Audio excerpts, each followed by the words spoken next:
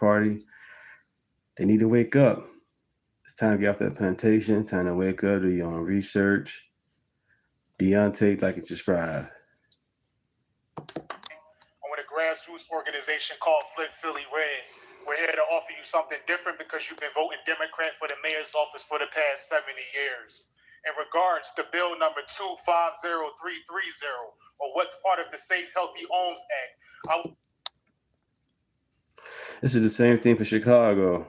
Keep voting the same thing for the last 60, 70 years and keep on blaming the Republicans. You keep voting Democrat. It's your fault, you know? I would like to ask Philadelphia, are you tired of voting Democrat yet? This is what communism looks like. You work extremely hard to save your pennies, but buy some property and you can't dictate when you want to evict the tenant. Do you really own your property or not? But we know what Philly Democrat politicians... And this is my brother Wise.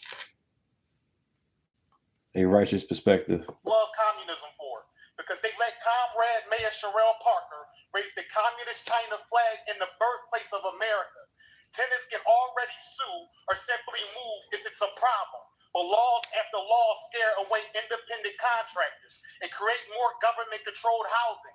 These laws breed entitlement, bad actors not paying rent, waiting for court dates, squatting on somebody else's property just like Governor John Shapiro is doing right now to his neighbors.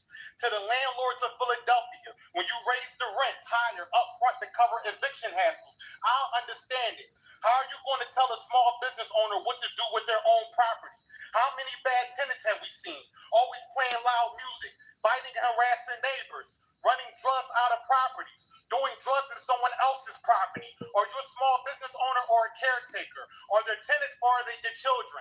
If the Department of Licenses and Inspections isn't serving good acting tenants properly, he's cooking. Laws. We need to restructure the Department of Licenses and Inspections. Over $45 million taxpayer dollars proposed for L&I in fiscal year 2026. Let me replay it for you. We're here to offer you something different because you've been voting Democrat for the mayor's office for the past 70 years.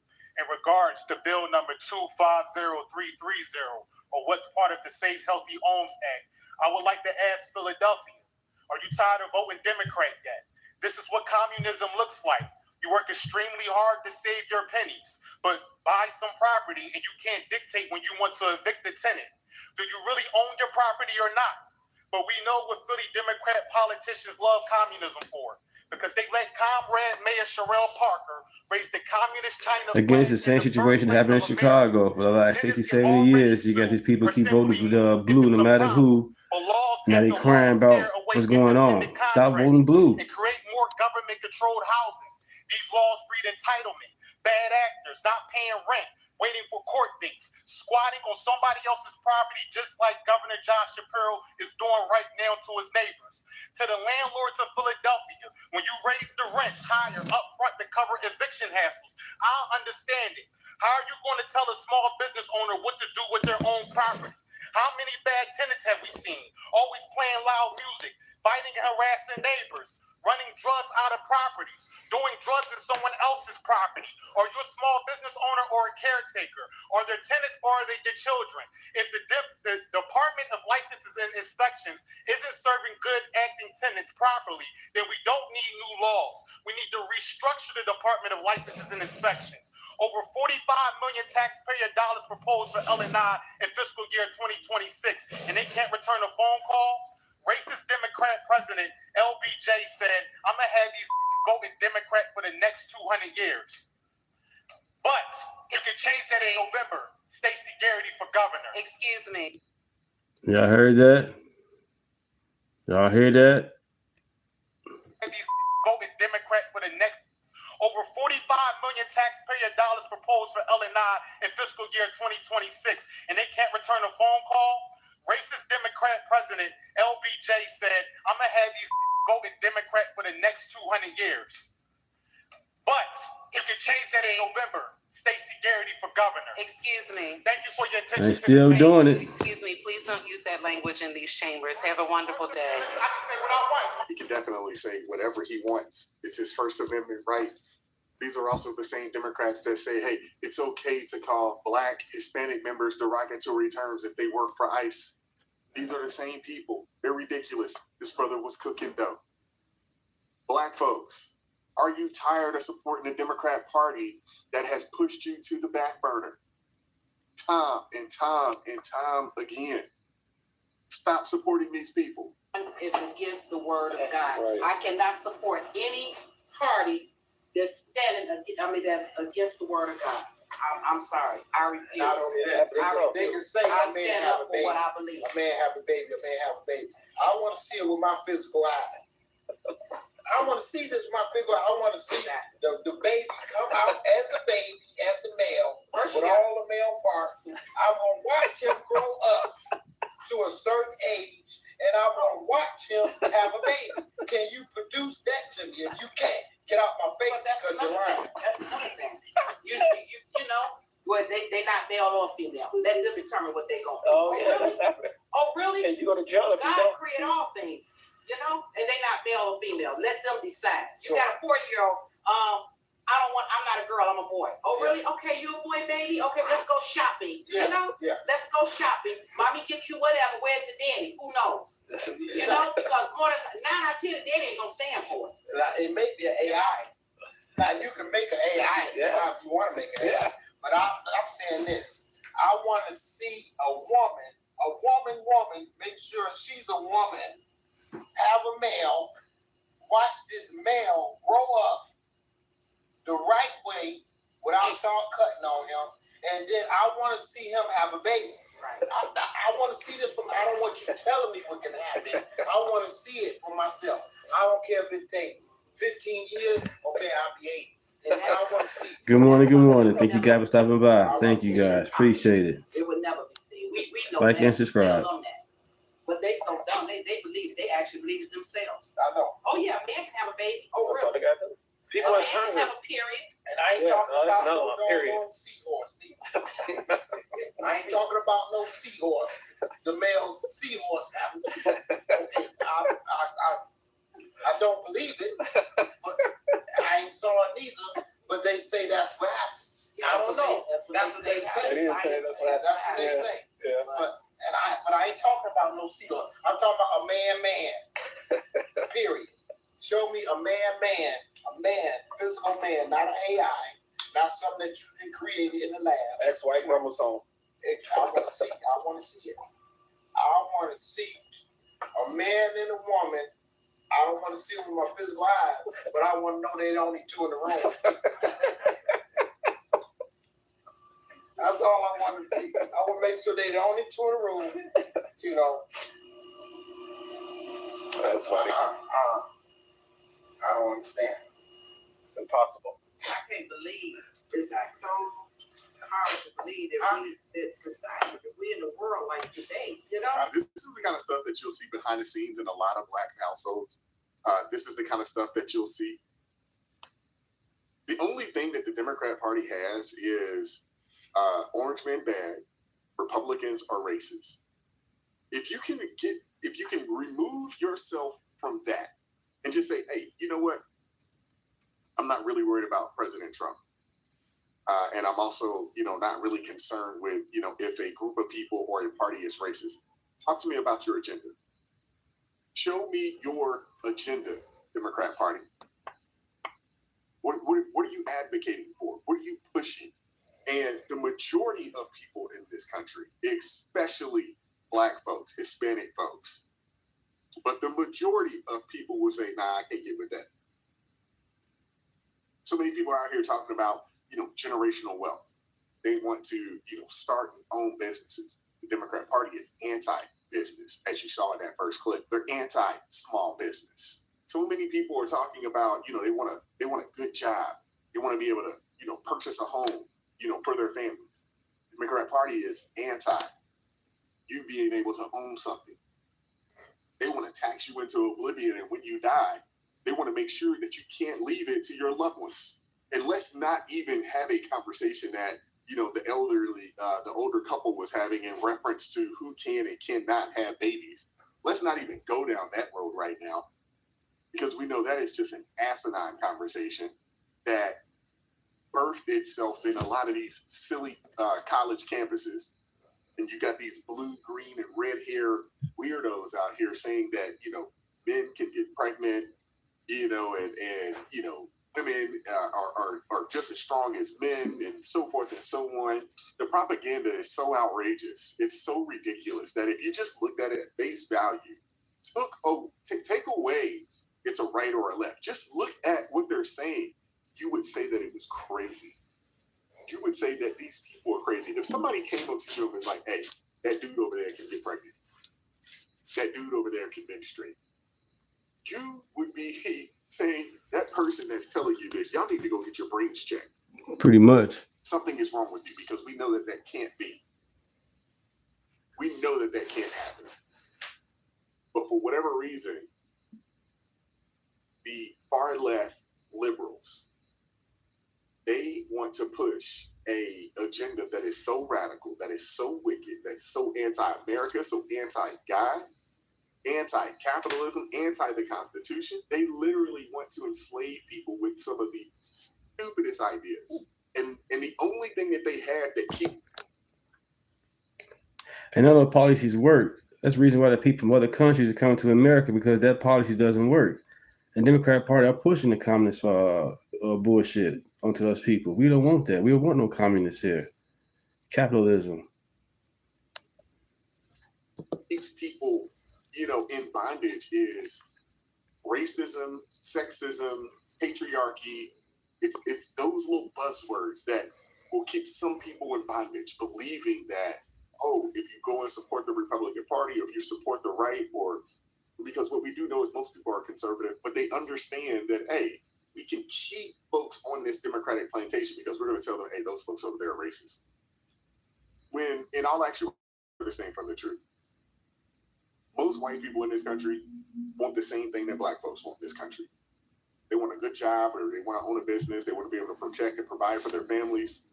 They don't want their children, messed with. They want their children to receive a proper education.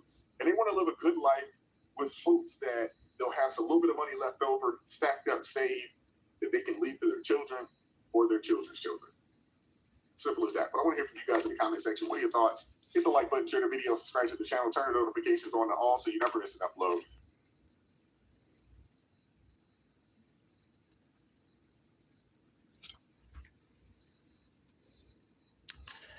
It's for them spring breakers. Copy of the letter.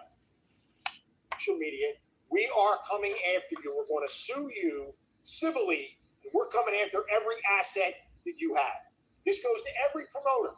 You promote a truck event, you promote a takeover event, we are coming after you financially. This is the worst experience of spring break ever. Everybody's standing around because police is literally finding people. Well, people literally came out here to have a good time. It's police everywhere. You can't do shit on this beach. You can't even walk without getting a motherfucking fine. Straight up. She's mad I can't be twerking, having cups, and smoking weed. It's ways around you can do that without being ratchet with it. When they do it, they be ratchet, causing accidents, fighting each other, just stupid stuff. All for clout too as well. I ain't even gonna lie, this shit worse than on my scratch. At least on TV, they'll fuck with you a little bit, but out here, oh nah. They're not going for it. They're not going for nothing. Bitch, you better not have a cup in your hand. Okay. Bitch, you better not be black. That's just really, you don't be black. They ain't fucking with them. They gonna fuck with us. Which is bullshit, because if you break the law, you get fucked with. I hate to Hey, you hear the sheriff? He says bullshit. So we gotta talk about this story. Ain't about race. You breaking the law. County involving Sheriff Mike Chitwood. Don't break the law. Going to put EBT sunbathers, aka spring breakers, on blast for all the destruction and chaos that they're causing in his community. Right, the community is fed up with the violence, with the destruction, with the chaos, and they're saying enough is enough. We are laying down a hammer on these individuals who are coming to our community for spring break. And I want to talk about it because he's putting these people on blast publicly, right? He's exposing their identities. He's saying that promoters are going to be held accountable for having these pop-up events that are not sanctioned, that happen spontaneously, and it just causes a bunch of chaos and havoc, okay, for the community. It takes up resources, and they're through with it, right? They are not tolerating this any longer. So, without further ado, let's go ahead and get into this. Now, I want to say this clearly because I know we get these emails. This is about race. This isn't about race. It's about It's not about race. That's what I'm talking about. pop-up events, truck events, invade events, whatever you want to call them. They are illegal. They put a drain on the resources of this community. They put a black eye in this community, and they endanger public safety. Well, let's be real. You're going to get emails anyways, right? Because everybody knows who you're talking about, right? We all know who he's talking about, right? He's gonna show us who he's talking about. The fact that he had to preface this with "it's not about race," they didn't know about the race of the individuals that he's about to call out here, right? So I mean, he can say it's not about race all he wants, but we do know. Like and subscribe if you haven't. Thank you guys. That's what this is about. So let's get that out there. I know we're going to hear it anyway, but we are declaring a special event zone from University Boulevard to Silver Beach, from the ocean to the river. What that means is all traffic fines are double. What that means is I can tow and impound your vehicle for the most minor detail. Tail lights out, you don't have a driver's license, there's no insurance, we're towing and impounding your car. Everyone we arrest will not be given a ticket. You will physically be removed from the venue and processed at another venue. Walking down the beach with an open container, we're taking a ride. That's what I like about what he's doing. He's telling you exactly what to expect. There's no racist policies about it. It's just a policy. Don't do the crime. Smoking weed on the beach, you're taking a ride. Fighting on the beach, you're taking a ride. So that's what's going to take effect. The special event zone goes into effect Friday at 11 a.m. and we'll make the determination on Sunday on when we break that down. It'll be posted. There'll be plenty of warnings out there so that you can follow suit. So we're going to show you a quick slide. Here is number one, Elia Brooks. She got a certified letter sent her yesterday by Daytona Beach and sent to me, basically saying that has come to our attention that you're advertising, promoting, or sponsoring, or organizing, or arranging via social media the Daytona Beach takeover, an unpermitted, unsanctioned event scheduled from March 18th to March 23rd. And it goes on to describe what it means, what an unsanctioned event is, how to get the proper permits, and then it goes on to tell you, you're further advised that as a sponsor of this event, you will be held legally responsible for the cost associated with supplemental police, fire, EMS, and sanitation services. When I had spring break, we had a good time. We didn't have all this wild stuff going on. Nobody getting shot and hurt and all that. I'm from Chicago. I'm 43 years old. I had no issues when I was kicking in spring break. These guys do not have a party at all. They shouldn't take all this. County, Georgia, for promoting an event involving juveniles, which wasn't permitted, it was unsanctioned, and it wreaked havoc on the community. Now, her roadie here, Wow. Look at this. who also features herself as a big thing, as you can see. Look at it. Right. Look at it. Y'all know that episode of SpongeBob where Patrick is like, look at it. Look at it. Right. That's what I'm doing right now. This is why he said, this is not about race, right? Because he knew that there are certain people that are going to get offended by the truth, right? They're going to get offended by the characters that he was going to call out in this video, right? By name, expose them, okay? And lo and behold, look at him. Look at it.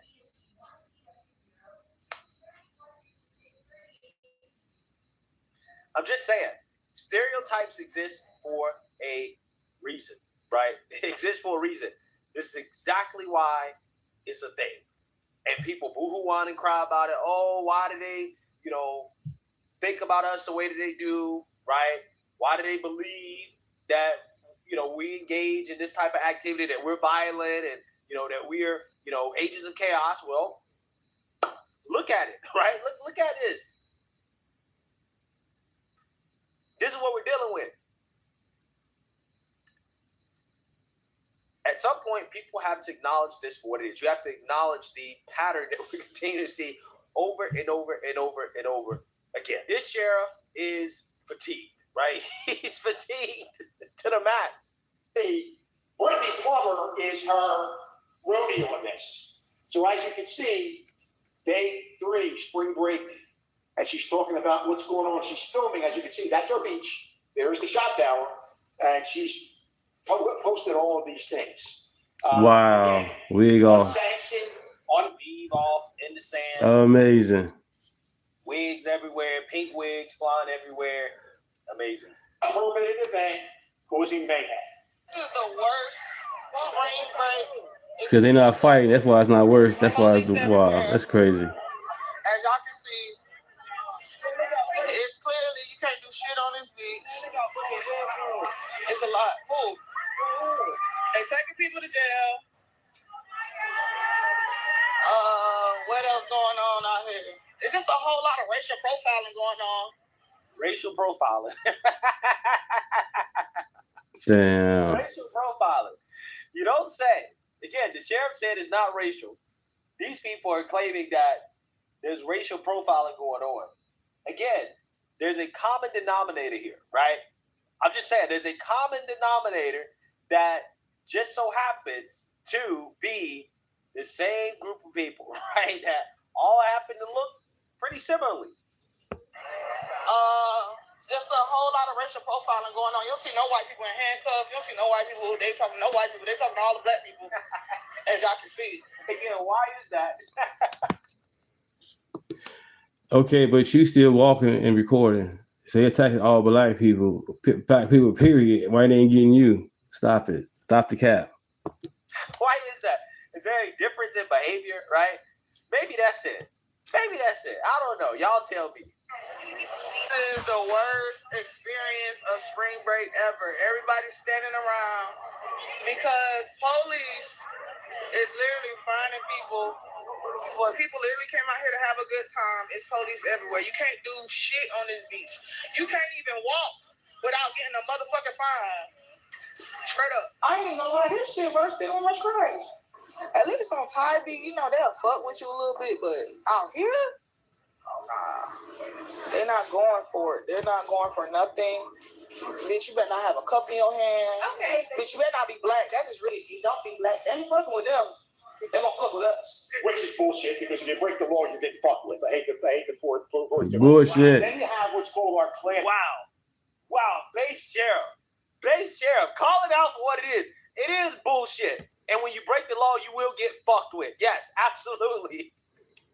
Absolutely. Tell it like it is, Sheriff. Tell it like it is. I love that.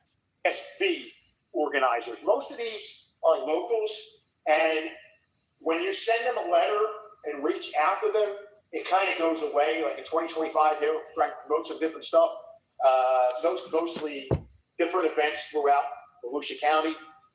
But again, when they get letters, they kind of go underground. But I think it's important to signal them out that if they decide that they're going to follow the lead of Miss Brooks, we're coming to get you, and we're coming after you financially. So don't think it's not going to happen. So they're out there. They publish themselves. They fancy themselves. They put these flyers out there. And again, we saw people coming in from all over the Eastern Seaboard. As you can see here, we get in there to their social media, send them that letter telling them. So we're monitoring it. They know what they're doing is not legal. And it's not just here in Volusia County. We're seeing this around the country.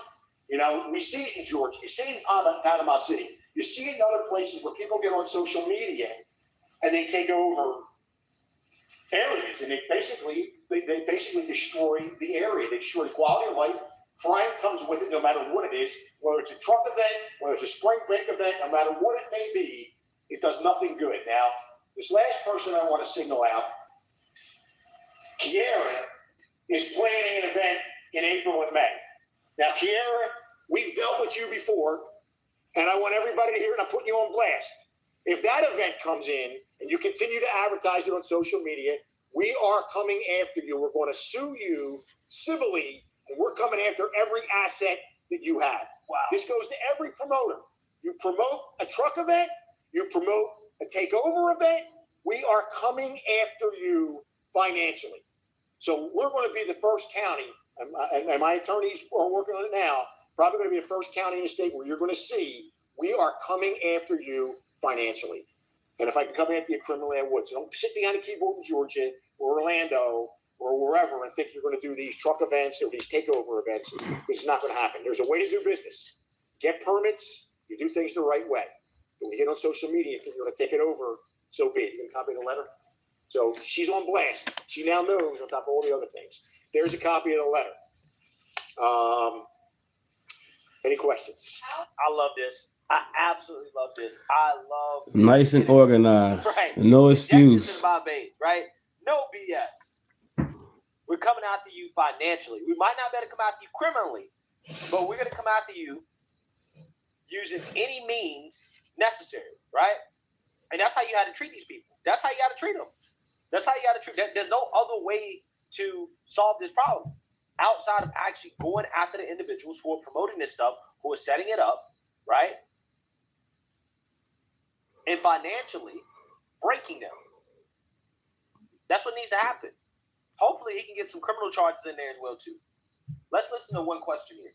How likely is it that people will actually be held responsible for what happened last weekend? We are working on that, which we know that this Aliyah Brooks, she was the main driver behind it. And her roadie there, who posted all the videos, talking about it, it's a racial thing. No, nobody wants that shit. I don't care the color your skin is. You come down here, you're getting locked up. So we're going to do our damnedest to go after them financially. There you go. This weekend, they've been served now. They cannot say they were not served because I'm just serving it. So it comes down this weekend. We're already putting the mechanisms in place. That's why I'm telling Miss Brooks, that white Tesla you drive, I'm coming to get it. Damn. Wow. I love that. Hey, Sheriff. Love to see it. Yeah, I mean, it is what it is. The same common denominator, the same people, right? A bunch of astronauts, scientists, lawyers, doctors, nuclear engineers, AI researchers, okay? The same characters that we see every single time. They all look the same. They all look the same, okay? You know, when you see the same stuff over and over again, it ain't racial, right? But at the same time, it starts to become racial because, again, it's the same folks over and over and over again.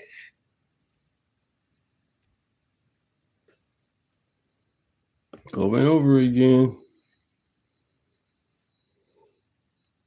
Schumer is the one who has shut down this government 3 times now. And the Democrats just don't understand. Bruce, good morning. Doesn't get his way, the government shuts down. Has nothing Democrat Party's time for them to wake up. to do with Chuck and the Wake up. Democrats. It's terrible that they do this to our people that work with the government. I just played the clip how the sheriff letting the people know, black or white, you're not going to do a teen takeover or a college takeover and cause chaos in this community. Everybody getting locked up. You're going to have spring break the right way. And the community upset with that. But he letting them know you're not going to just take over. Get a permit. If you're going to have a teen takeover or a college takeover, have a permit and do it the right way. We don't cause chaos and then say, I didn't do it. I love it. People are sick and tired of the Democrat Party. And it's beautiful to see, man. It really is. It really is. I got a couple of videos that I want to show you guys today to display that. So with that being said, let's hop right on into it, shall we? All right. We are living in the most dumbest time in American history. Everything is an argument. Everything is a debate. People can't define what is a woman. Can women get pregnant? And these are teachers, doctors. And it baffles me because y'all love to say, oh, Donald Trump loves the uneducated. But y'all are as dumb as it comes. Y'all don't have no common sense. I can't believe we're arguing about having to show an ID when you go vote. It's simple to get an ID. The problem is y'all want to cheat. Y'all want to continue cheating because y'all let millions of undocumented, illegal immigrants come through that border. And y'all want all of them to vote blue. That's the problem. And y'all already know that y'all dug yourself in a hole and everybody sees through the bullshit and the lies. Thank God that we are living in times where a lot of people are waking up. A lot of people are getting saved and encountering a relationship with Jesus Christ, and they see the truth. It's impossible to not have discernment when you're walking with God. It's a battle against good and evil. It's not rich or poor, black or white. If you're spiritually dead, you're not going to be able to discern it. You guys didn't get it when Kamala said you're at the wrong rally, when somebody said Jesus is Lord. That is the party of perversion. That is the party that hates God. That is the party based on lies and division. They're paying people to keep us separated. Don't be too pro-black that you become the Antichrist. You have terrorists, groups that hate America. They have American blood on their hands. But y'all want to leave the borders wide open. Y'all forgot what happened with Osama bin Laden that quick? Y'all forgot about our beautiful Twin Towers? And I'm sick and tired of y'all keep talking about the Epstein files. Those files was on Biden's desk for the longest. He never released them. Now that Donald Trump released them, y'all still want to talk about that? Why would Donald Trump be so eager to release files that Biden already has? Y'all, Epstein was a demon crab. Y'all need so much proof to know the truth, but y'all believe the lies real quick like that? Wake up, sleeper. Rise from the dead and Christ will shine on you. Dive into your Bible. It's time. I mean, what more can you say? I mean, what more can you say? She ran it down. She ran it down. Top to bottom. Even touched on the whole Epstein situation, right? That whole, oh my goodness, Trump's on the Epstein files. But Joe Biden and Kamala Harris had the same files for 4 years and nobody cared. Y'all didn't say a single word about the Epstein files. Not a single word. And now that Trump is in office, now you want me to believe that he's in the Epstein files in some negative way, right? Like he's guilty. If he was guilty, they would have released it.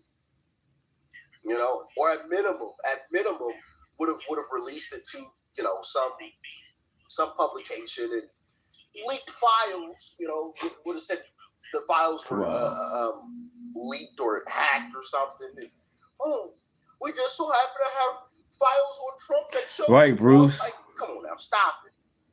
They would have done it if they could. It's all there. Everybody can just Google it. It's right there. They would have released it. So I'm not buying that. But yeah, man, Democrat Party has really pissed some people off. That's a fact. Let's keep it rolling. As a former liberal, I understand why these people are so demented and just fucked in the head. I remember when I got all of my political views from like TikTok and whatever was like trending. I drew the line at posting a black square on Instagram. I was liberal as fuck, but I just thought that was the stupidest thing ever. But besides the fact, like, I understand why they're driven by emotion. They're 100,000% driven by emotion. Zero logic, zero contextual clues about anything that happens in the world. Yeah, that used to be me. Thank God he saved me. As a former liberal, I understand. Yeah, liberals are genuinely crazy. Genuinely crazy. They're so crazy that what this brother here says is absolutely on point. So how long are we going to sit back and watch the Democrats continuously call themselves Democrats when they're the CSA, not the Confederate States of America, the Communist Socialists of America? Every single time there's a communist or a communist dictator that has a conflict with the United States Democrats side with the enemies of the world. The communist dictators that they keep on accusing Trump of being. They even advocate for us to stop the fucking attacks on the drug boats. They don't give a fuck. That's their bread and butter, apparently. You even have Democrat liberals in the street saying we are Hamas, flying fucking terrorist organization flags. And they're proud of it. You'll have moderate Democrats say they don't agree to your face, but in reality, they don't condemn it. They're cheering them on from the television set off their armchairs. From the assassination of Abraham Lincoln all the way to fucking Reagan and Donald Trump, it's been Democrats. Name a Republican that assassinated a Democrat. Go ahead. You can. Now they're in support of every communist and Muslim and Shahir Allah and anybody that they get aligned with to destroy this country so they can rebuild it into a fucking shithole. Was he lying? Did he lie? Wow. Ranting and raving, baby. Hey, he cooking. What do you think he was saying? He cooked. I mean, time after time again, Democrats are cheering on our enemies, dictators. Meanwhile, these same folks were marching in the streets yelling "No kings" because apparently Trump wants to be a dictator. Make that make sense, you guys. Or is a dictator. Like and subscribe, everybody. Like and subscribe. Happy Thursday. They're mad that a dictator was captured, Maduro. They're mad that a dictator was killed. Make it make sense. How they love the enemy. It doesn't make any type of sense at all, and I'm so happy to see more and more people waking up to the fact that the Democrat Party is absolutely bad. You know what? Crazy. So happy to see it. I'm so happy to see it. Right, it's an American thing. Y'all get in the comments. Let me know your thoughts and your opinions. Make sure you hit that like button. I would really. If you're not subscribed, hit that subscribe button as well. Subscribe to my second. It's time for Lefties Losing. Let's start tonight with this mad rant from Bruce Springsteen, who seems to think his awful performances, and yes, they are awful nowadays, are going to bring about peace and democracy to areas that already enjoy peace and democracy. And Washington, D.C., the E Street Band is coming your way, and we are bringing hope over fear, democracy over authoritarianism, the rule of law over lawlessness, ethics over unbridled corruption, unity over division, and peace over... Yes, bend up big folks to be lectured to by some dim-witted rock star who should be in retirement now. Oh, yeah, Rita. Oh, yeah. Listen to him destroy some of his back catalogue. Big carver, you up all right. Say you gotta stay hungry. Well, I'm just about starving tonight. I'm dying for some action. Oh, God, it's bad. I told you it was awful. That performance was at a Kamala Harris for you guys. campaign rally. That shit Remember crazy. that? I think that was the precise moment she lost the election. Now, here is a minute of footage that will shake whatever trust you have left in elected officials, some elected officials. Let's go to one of the bluest states in America, Maryland, where they are doing it Tim Walz. They are putting tampons in men's bathrooms across the state. That's crazy. Listen to this discussion. It involves Democrat Ken Kerr, who backs a bill calling for appropriately sized tampons in men's bathrooms. You will This is crazy. lose brain cells watching this. Menstrual hygiene products means appropriately sized tampons. What are appropriately sized tampons? I've never heard of such a thing. What do you consider appropriate? Just a regular sized tampon in the bathroom. Okay, maybe it should say that and not appropriately sized tampon. Now, is this going in all bathrooms, men's and women's? Yes.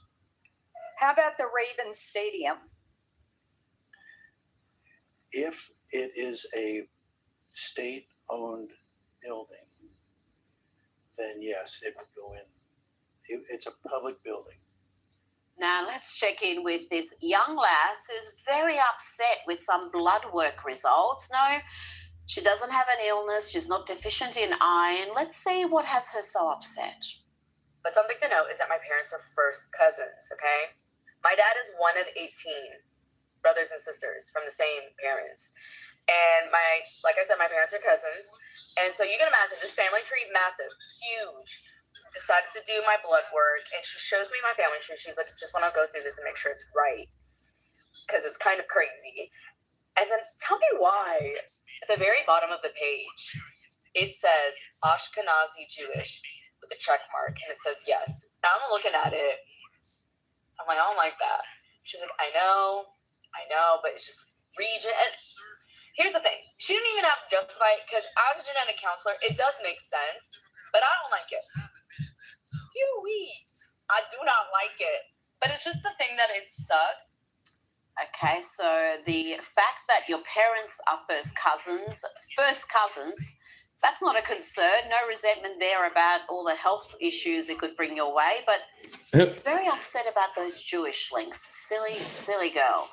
Now, we need a little fun and frivolity now. Let's have a look at this footage. This is courtesy of Jesse Waters from Fox News. He sent his intrepid reporter down to Florida during spring break to find out what college students understand about current affairs.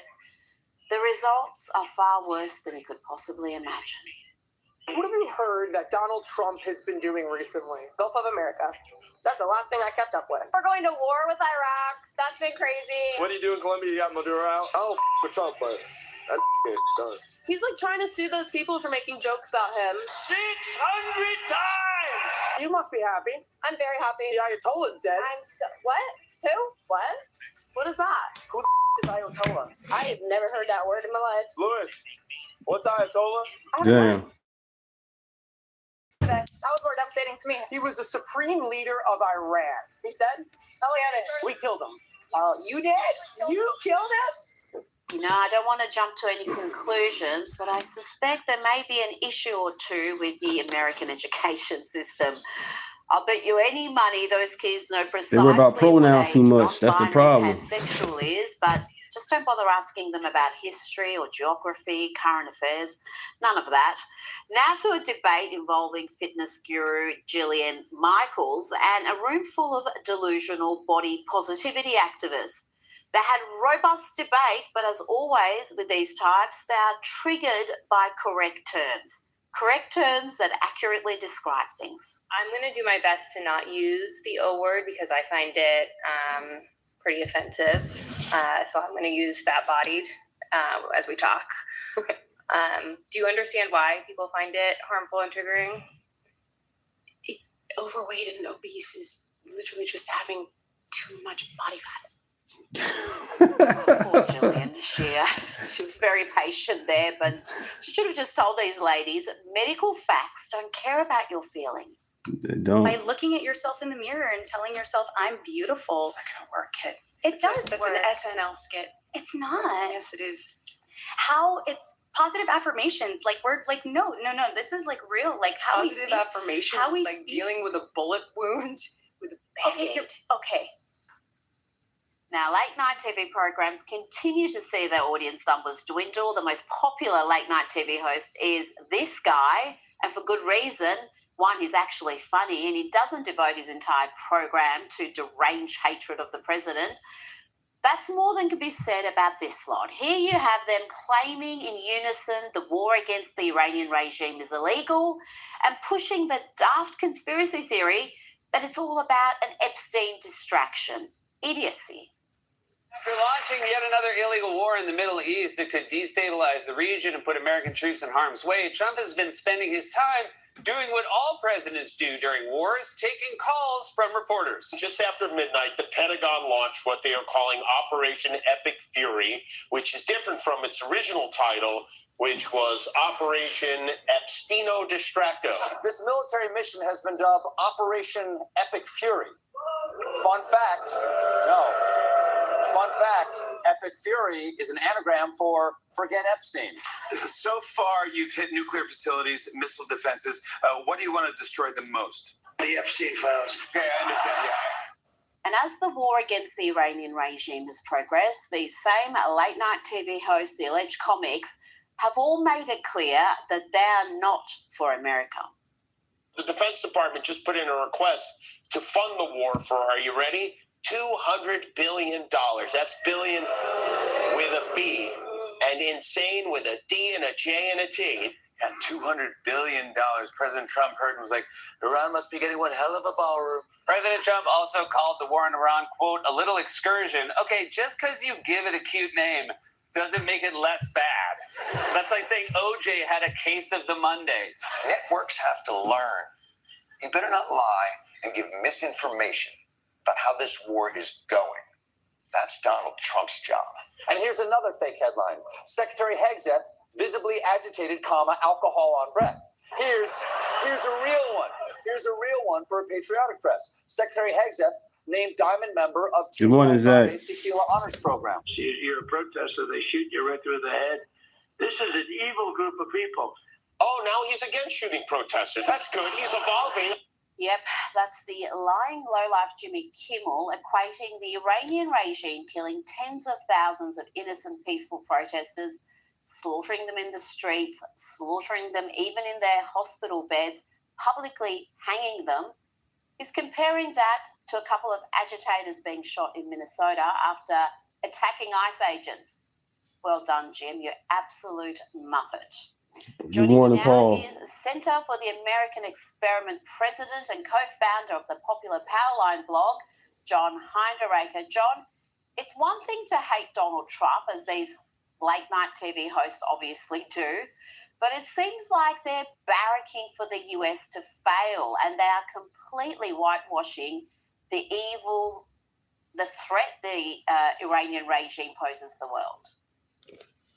Rita, these people are loyal Democrats. They should be reporting in-kind political contributions to the Democratic Party. And like their fellow Democrats, yes, they are on the side of the Iranian regime. They want our effort in Iran to fail. There's no doubt about it. That is what they are hoping for. That is what they are cheering for. We see it night after night on late-night television. On the war, the Trump administration presented its 15-point plan to end the conflict. Iran seems to have rejected that deal, and President Trump is now threatening to unleash hell on the regime, John. What can we expect to see next? Well, it's really hard to say, Rita. I mean, we can't really tell whether negotiations are going on. If so, with whom? I don't know who can speak for the Iranian regime at this point. You hear contradictory things. I think that what's going to happen is that the United States and Israel are going to continue degrading Iran's military. And at some point, if they can make some kind of an agreement with somebody who actually speaks for the Iranian regime, they might be willing to do it. But if not, I think it'll be bombs away until they think that Iran's military has been sufficiently destroyed, and then they'll end the campaign. Do we even know who the leader is in Iran? Do we know if the new supreme leader, the new Ayatollah, is alive? We don't know if he's alive. There's conflicting information. He might be alive and in a coma. We really don't know. Somebody new takes over the IRGC, which I think is the real power in Iran, about once every 24 hours. And then, he gets hit with a missile, and they've got a new one. I don't think we really know whether there is somebody who is in a position to speak for the Iranian regime or not. If they were smart, they would stop announcing who the new leadership is across the military, because as soon as they announce them, they're terminated. Now, John, there are reports that Iran is building up what is left of its defences. The focus of the regime is to protect Karg Island against a potential US ground attack. CNN reporting Iran has been laying traps and moving additional military personnel and air defences to the island. John, how likely is a US ground attack? I don't think anybody knows, Rita. Clearly, we are moving troops. We're moving Marines, the 82nd Airborne Division, getting into position. If President Trump decides to take Karg Island, we will take Karg Island. I don't think Trump has yet made up his mind, and I don't think anybody really knows how that is going to play out. Now, we've got some polling out that is not good news for the president, showing his approval rating is the lowest it's been. And this war would have a lot to do with that. Of course, the high gas prices and the cost of living pressures. How do you think domestic considerations come into finalising this war? We do have the midterms coming up in November. Well, I think political considerations will be a factor, no doubt about it. We need to have some months of peace in the Middle East before the voting starts in the fall. We need to have gas prices coming back down and the stock market coming back up before voting starts in the fall. I don't doubt that those are considerations that weigh on President Trump, and frankly, they should. They're very important. So I think everything that happens in Iran is indeed happening in a political context. Now, we brought the audience details of teenager Sheridan Gorman's alleged murder at the hands of an illegal immigrant, a terrible census crime in Chicago. The alleged murderer Prayers to the should have family never on that been one, man. in the Prayers to the country, but family. I'm from Chicago, have a and look at that's this crazy. Just to local walk with Donna student Beach and newspaper everything, from that block, Loyola University. University Chicago. That's That crazy. Prayers to the family. issued an editor's note apologising for an Instagram post where they used the term immigrant in their headline. The editor's note says, on March 23, a post on the Phoenix Instagram's page carried the following Good headline. morning, Matt. Good morning. Immigrant man charged in murder of Sheridan Gorman, DHS involved.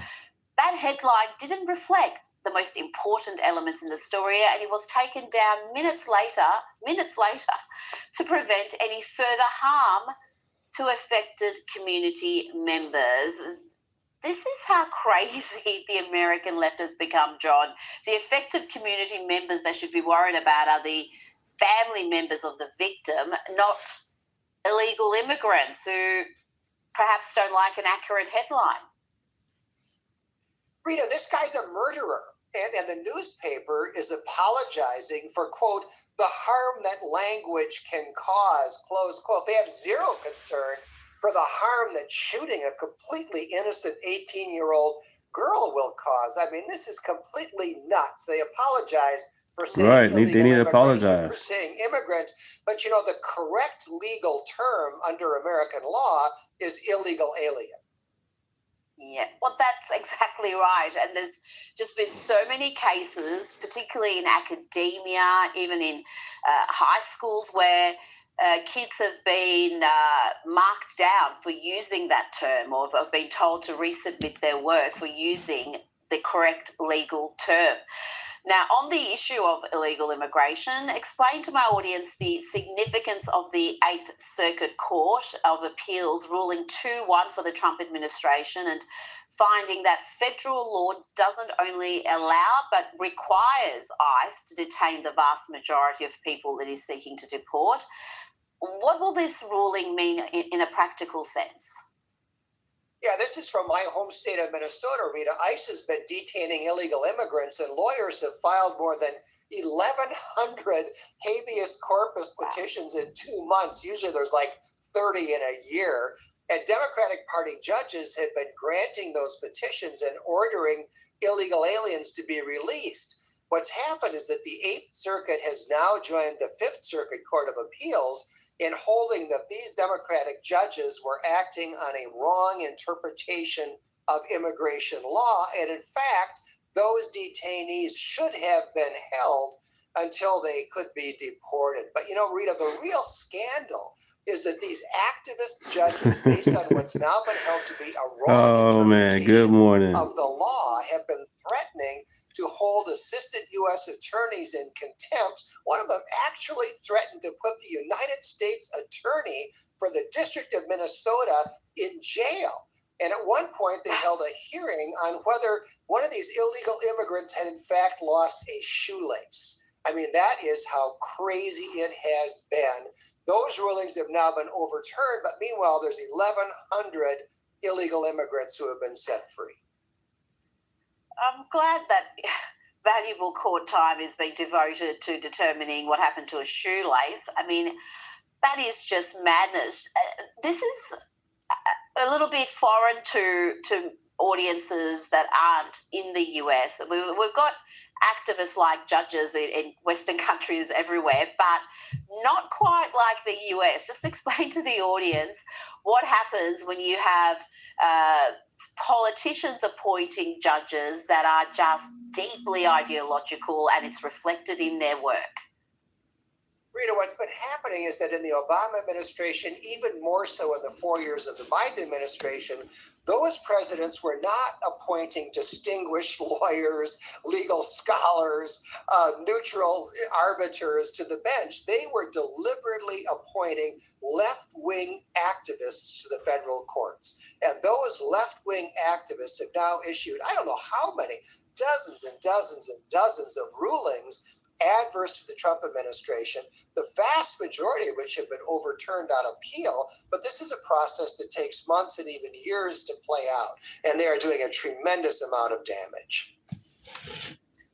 Now, John, CNN's few remaining viewers would have noticed a change in the way some programs are being presented. It's clear that they want to present some sort of a podcast vibe here. Maybe they think if they make their sets look like Joe Rogan or Patrick Bet-David that they'll get those sorts of audiences. I mean, a little bit of wishful thinking there. Tell me about the crisis that seems to exist in networks like CNN that are seeing their audiences dwindle. Rita, CNN can only dream of having the kind of audience you do on YouTube for your lefties losing its segments. You know, they're trying to imitate the podcasters and others who are actually popular and have large audiences, and it's not going to work. CNN is utterly inept. They are unreliable. They are obviously biased. They're a partisan alleged news outlet. Their audience continues to shrink, and making it look like a living room or a podcast studio is not going to turn the tide. Damn. No, it is the content, not how the sets look. So that is their problem. It's the content, their hosts, their whole, goodness me, the whole ideological drive they have. John Heinderraker, thank you so much for your time tonight. Great to be with you, Rita. A new book set to be released later in the year called The Queen and Her Presidents, The Hidden Hand That Shaped History, reveals that President Trump tried his best to learn from the Queen which presidents were her favourite. The only problem was, well, she likes everybody and didn't want to disparage any of the presidents, and this prompted some self-reflection from President Trump. She was great. This is a woman that's, I guess, how many years, 75 years she reigned? 4? And she never made a mistake. And she had some difficulties with family members, but that's it. She never made a mistake. Joining me now is the host of the Kinsey Schofield Unfiltered podcast, Kinsey Schofield. This is really a revealing moment from the president. It's so clear that he had enormous admiration for Queen Elizabeth. Yeah, it sounds like she teaches President Trump a little bit about himself. There's one quote in the book where he says, "I hate to say this because it's very disparaging to myself. She was sort of the opposite of me." But Rita, isn't that what's so fun about President Trump? I mean, I love that I know what he feels about I know who his enemies are, and I feel, much more confident in his leadership because of that. Yes, we love the Queen because she was soft and sweet, but we like Trump just the way he is. Well, he's a politician, and the Queen had to be apolitical. That was one of the most important parts of her role, is that you shouldn't be able to know where she stood on issues, which party she voted for, and she did that so beautifully. And you can't expect a politician to be so mysterious about their worldview. Now, let's turn to... Oh, yeah, or flip-flopping. Harry and Meghan, I mean, we can't have a chat without mentioning those two. Their representative has hit back after more than 35,000 people signed a petition demanding no taxpayer money be spent on their upcoming visit to Australia.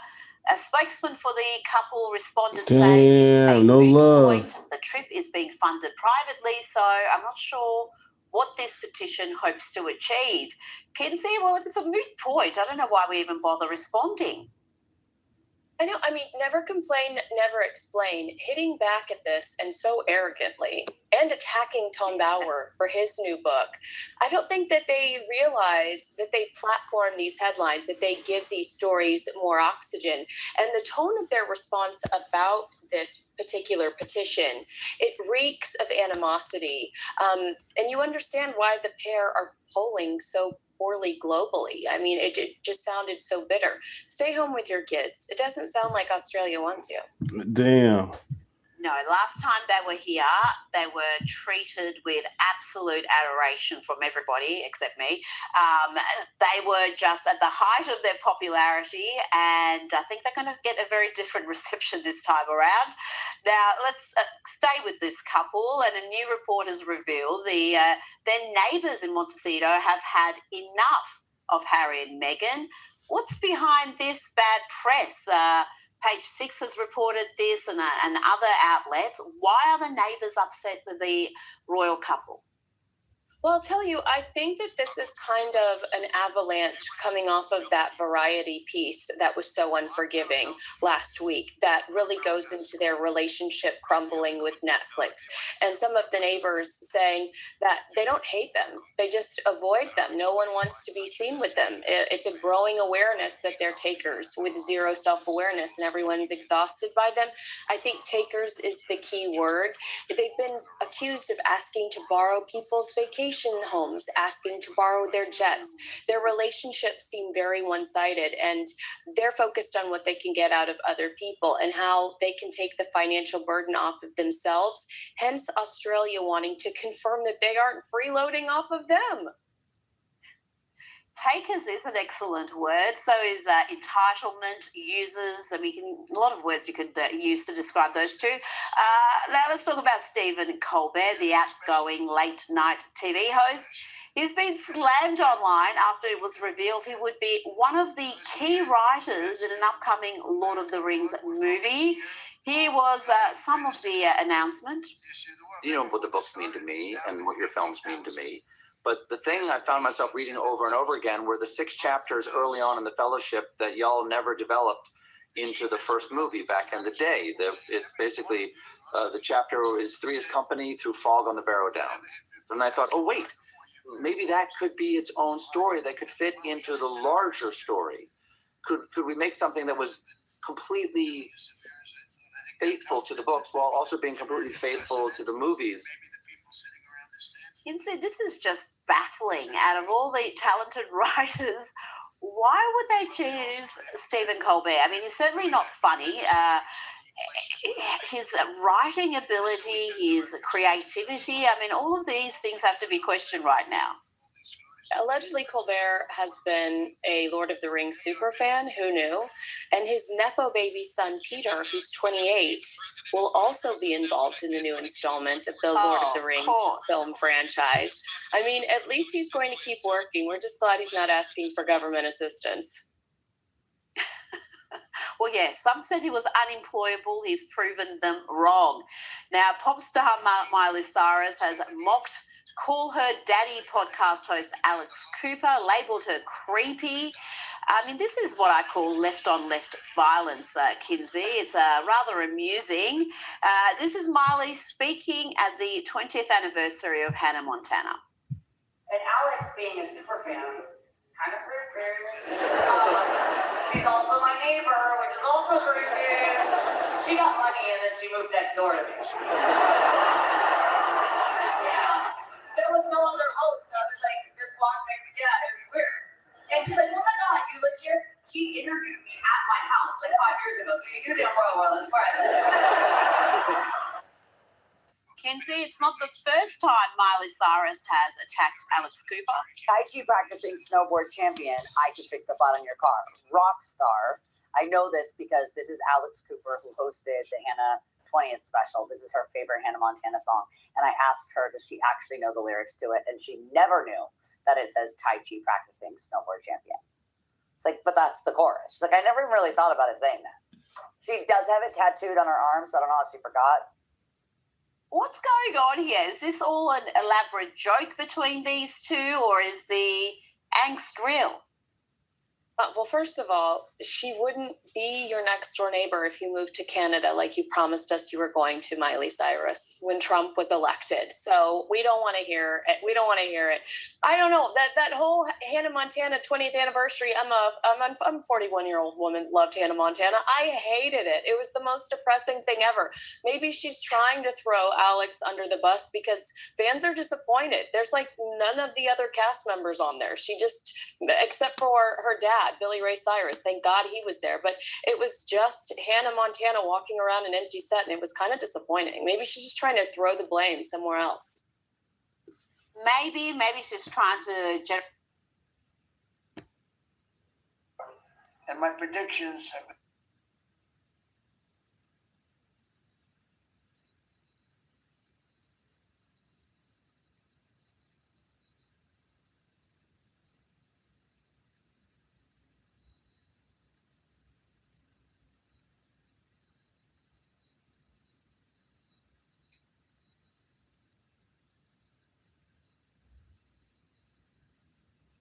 Wall Street Journal's fake news and all these stories that get printed like, oh, I want to make a deal. Good morning, John. They are begging to make a deal, not me. They're begging to make a deal. And anybody that saw what was happening over there would understand why they want to make a deal. But they say, oh, we're not talking to them. Anybody would know that. And only a total fool. And they're not fools. They're very smart, actually, in a certain way. And they're great negotiators. I say they're lousy fighters, but they're great negotiators. They are begging to work out a deal. I don't know if we'll be able to do that. I don't know if we're willing to do that. They should have done that 4 weeks ago. They should have done it 2 years ago. Or they should have done it when we first came into office, because 2 years ago they had free reign under Biden. Sleepy Joe, worst president in the history of our country. What he allowed to happen to our country at the borders. And even with a thing like this. But not just him. Every president for 47 years, every president should have done this. They should have done it a long time ago, because you cannot give lunatics a nuclear weapon, and they would have had a big one. It stopped really when we did the B-2, but even before that, the Barack Hussein Obama, what he did where he gave them the Iran nuclear deal, gave them free will toward a nuclear weapon. Basically, he chose Iran over Israel and others that didn't want him to do it. But I terminated that deal. Had I not terminated that deal, you would have had a nuclear weapon years ago, and it would have been used, guaranteed. And one of the... Thank you, Mr. President, putting us first, protecting us. Thank you, Mr. President. reasons you know about the guarantee is because their neighbors were sort of like bystanders. They weren't involved very much. Good morning, 6-7. Good morning. They didn't want to because people were concerned with Iran. There was a big black cloud over the Middle East. They were concerned, but all of a sudden the war starts and they start shooting at these particular five countries. They start shooting at Qatar, Saudi Arabia, UAE, Kuwait. Good morning, Brian. Good morning. Good morning. They start shooting at them. Everybody was shocked, including us. You know why? Because they're sick, and they had a plan to take over the Middle East. And some of those missiles that were shot at them were locked long before we even started this process. They were locked and loaded and aimed at those countries. They wanted to take over the Middle East, but we happened to come along, so it wasn't so easy. So right now their Navy is sunk in the largest elimination of a foreign Navy that has taken place, maybe ever, but certainly since World War II. Their Air Force is gone. Their anti-aircraft and communications capabilities are totally dismantled. And one of the problems they do have when they deal with us is we deal with people and the people aren't able to communicate with anybody else. You know, because all of their leadership has been gone. The first level is gone, and they meant to pick a new level, and they're gone. Wow, that's a lot to say, Marilyn. Why you hate the man? They didn't make a deal. I didn't like Joe Biden. I didn't vote for Joe Biden, but I didn't hate the man like that. Jesus. Pray for him. I gotta hate the man. Because they're sick people. They're really sick. Welcome to the chat. Sinister, sick people. And if anybody thinks it was okay to have a group of people like this to have nuclear capability, nuclear weapons, And if we didn't attack with the B-2 bombers, they would have had a nuclear weapon within 2 weeks of that, maybe 4 weeks. But between 2 and 4 weeks, they were planning to have a nuclear weapon. If we didn't hit them at that time with the B-2 bombers, and one of the great air raids in history, maybe the greatest. Dark at night, no moon, no light. Every single bomb hit its mark and just obliterated that place. Yes. So it's now buried deep under earth. And it was an amazing thing. But they would have a nuclear, and they would have used it without question. And you know that because why did they shoot all these countries that weren't even really involved with them? They weren't involved. They had no big problems because they're sick, because they wanted to take over the Middle East, not just Israel. Certainly Israel would have been the first on their list. They would have used nuclear weapons. A nuclear, you don't need too many of them. But they would have used a nuclear weapon on Israel, and they would have used it on the other neighbors. And Thank you. and if we had a weak president, Let's get to 2,000 subscribers. If not 1,700, why not 1,700 subscribers? 1,700 or 2,000? Why not? proven right. You know, they took. Name is Deunta. Thank you guys for stopping by. Miles. They supposedly didn't have a missile like that. They had no missile with that capability. But they shot the now famous Ireland, the island that the UK was very afraid to give us because they didn't want to get dragged in. But we don't want to get dragged into their wars either. Thank you. Publicly, we're very disappointed with NATO because NATO has done absolutely nothing. And I've always said, 25 years ago, I was somebody that wasn't a politician, but I was always involved in politics and I understood politics. I said 25 years ago that NATO's a paper tiger, but more importantly, that we'll come to their rescue, but they will never come to ours. And I want you to remember that we said this. They didn't come to our rescue. Now they all want to help. When they're annihilated, the other side is annihilated. They said, we'd love to send ships. They actually made a couple of them that we want to get involved when the war is over. Kyle, good morning, Kyle. Get involved with the war's beginning, or even before it begins. We had the UK say that we'll send, this is 3 weeks ago, we'll send our aircraft carriers, which aren't the best aircraft carriers, by the way. They're toys compared to what we have. But we'll send our aircraft carrier when the war is over. I said, oh, that's wonderful. Thank you very much. Don't bother. We don't need it. And we don't need it. We don't need them. We estimated it would take approximately 4 to 6 weeks to achieve our mission. And we're way ahead of schedule. If you look at thank you. in terms of the destruction of that country, I mean, we're way ahead. Think of it. They have no Navy. And they had good ships. 154 ships have been shot down and are resting very nicely at the bottom of the sea. We did that in a matter of less than a week. Because we have the greatest military in the world by far. Nobody even close. So we estimated it would take approximately 4 to 6 weeks to achieve our mission. 26 days in, we're really a lot ahead of schedule. The Iranian regime is now admitting to itself that they have been decisively defeated. They're saying to people, this is a disaster. They know it. That's why they're talking to us. And they wouldn't talk otherwise. But they're talking to us because they've got a disaster in their hands. They're defeated. They can't make a comeback. We're free to roam over their cities and towns and destroy all of their crazy nuclear weapons and missiles and drones that they now have a chance to make a deal, but that's up to them. And they'll tell you, we're not negotiating. We will not negotiate. Of course they're negotiating. They've been obliterated. Who would negotiate? They are begging obliterated. That's what I'm talking We'll about. see if we can make the right deal. If they make the right deal, then the strait will open up. Hormuz Strait will open up.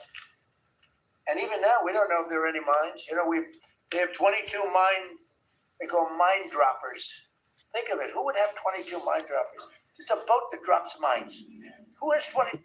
This I'm talking about. President Trump right there, being direct, talking to you guys. No teleprompter. Nobody holding his hand.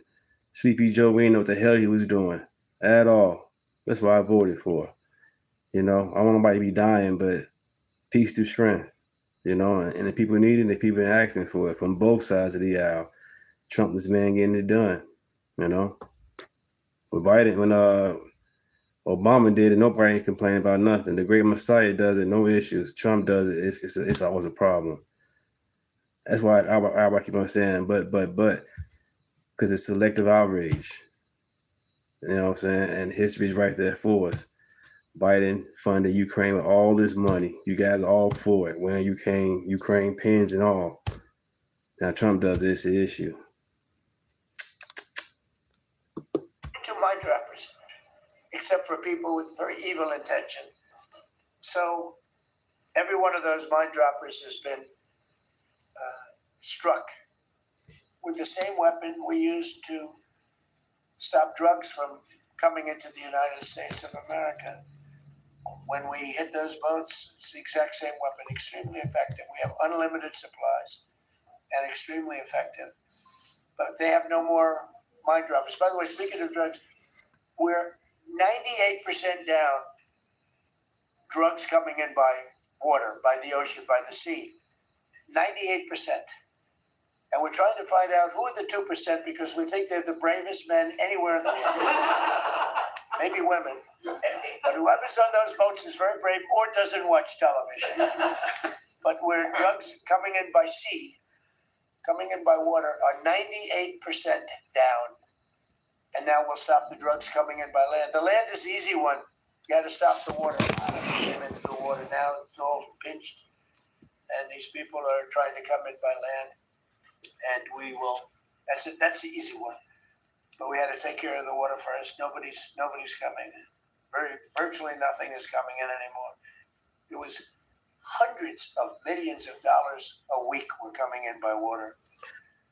They now have the chance, that is Iran, to permanently abandon their nuclear ambitions and to chart a new path forward. We'll see if they want to do it. If they don't, we're their worst nightmare. In the meantime, we'll just keep blowing them away, unimpeded, unstopped. Well, there's not a thing they can do about it. They can't do anything about it, you know. I can tell you if they could, you'd be hearing about it. You'd be hearing about it. You don't hear anything about it. They can't shoot our jets. We have the best military equipment in the world. No, not even a contest. You see that with Venezuela? They had other equipment. They didn't have ours. It didn't work. Think of it. We did a situation in Venezuela. It was a great military operation, getting a very, very dangerous man who's killed a lot of people, forced people into our country. Incredible. He emptied his prisons in Venezuela, emptied his prisons into our country. And I hope that charge will be brought at some point, because that was a big charge that hasn't been brought yet. It should be brought. He emptied his prisons into our country and was a major purveyor of drugs coming into our country. And he's now been captured and, I guess, be given a fair trial. But I would imagine there are other trials coming because they've really sued him just at a fraction of the kind of things that he's done. Other cases are going to be brought, as you probably know. In the meantime, with Iran, we're going to keep doing what we've been doing, and nobody's a match for the United States, but they're not a match for the United States. It's small potatoes. That's why I'm so disappointed in NATO, because this was a test for NATO. This was a test. You can help us. You don't have to. If you don't have, if you don't do that, we're going to remember. Just remember this in a number of months from now. Remember my statements. I have an expression, a great expression. Never forget. Never forget. So as we end threats to America abroad, we're focused here at home on building the greatest economy in the history of the world. Now, before this started, the Dow hit 50,000. The S&P hit 7,000. Both of those achievements were not achievable. Every one of you, most of you, I guess, said you'll never hit 50,000 during a 4-year period because it was too high a number. Well, we hit it in our first year. And I said, well, now we have to take an excursion to Iran and we have to stop this maniac who's no longer with us. supreme leader wasn't so supreme, no longer with us. It's very sad. But we have to stop him from blowing up the world, blowing up the Middle East, and blowing up our country, and we did that. And frankly, I thought the oil prices would go up more, and I thought the stock market would Exactly, go down. funny. Hasn't been nearly as severe as I thought. I think they have confidence in maybe the American president and maybe the people sitting around this table. But Americans filing their taxes this year are receiving record-setting refunds. It's been a very big story. Well, it should be a big story. I don't think you read about it that much. I speak about it. I speak about it because if I speak about it, at least people hear. You don't write about it. You don't write about the drug prices going down. It'll be going down 30, 40, 50, 60%, 70%. Favored nations. Called most favored nations. We're going to be paying the lowest price anywhere in the world. Before we paid the highest price in the world, Bobby, right? And now we're going to pay the lowest price in the world. That's quite a difference. It's a difference of from 40 to 70 and 80 and even 90%. That's a pretty big difference. But we're slashing regulations and investment is pouring in from all over the world.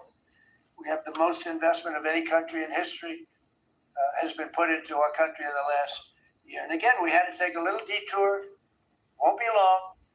Gonna end soon. We had to take a little detour, go to Iran, and we had to put out a fire. Okay, Lauren. That's what I'm talking about, Lauren. 100 on Big that. portions of the world, if not the whole thing. So tomorrow we'll be announcing a variety of actions that we're taking to support American farmers. We never forget, we love the farmers. We gave them $12 billion out of tariff money. We had If you haven't subscribed, subscribe if you guys haven't. Thank you. Let's grow. It's a very unfortunate, foolish rule. 1,700 or 2,000 subscribers. Why not People that today? have ripped off our country for many years gives them. Thank you. some money back. It's one of those things. It's a terrible Thank you. mistake they made, but it's okay because we have another method that's just as good. We'll use the other method. But because the tariff money has been so substantial, we gave our farmers who have been mistreated by some countries, we gave them $12 billion. And they're extremely happy. And they deserve it. They've been great. They never complain. They just go out and they farm, and they wouldn't do anything different. They wouldn't trade jobs with any of you, except maybe some of the fake media.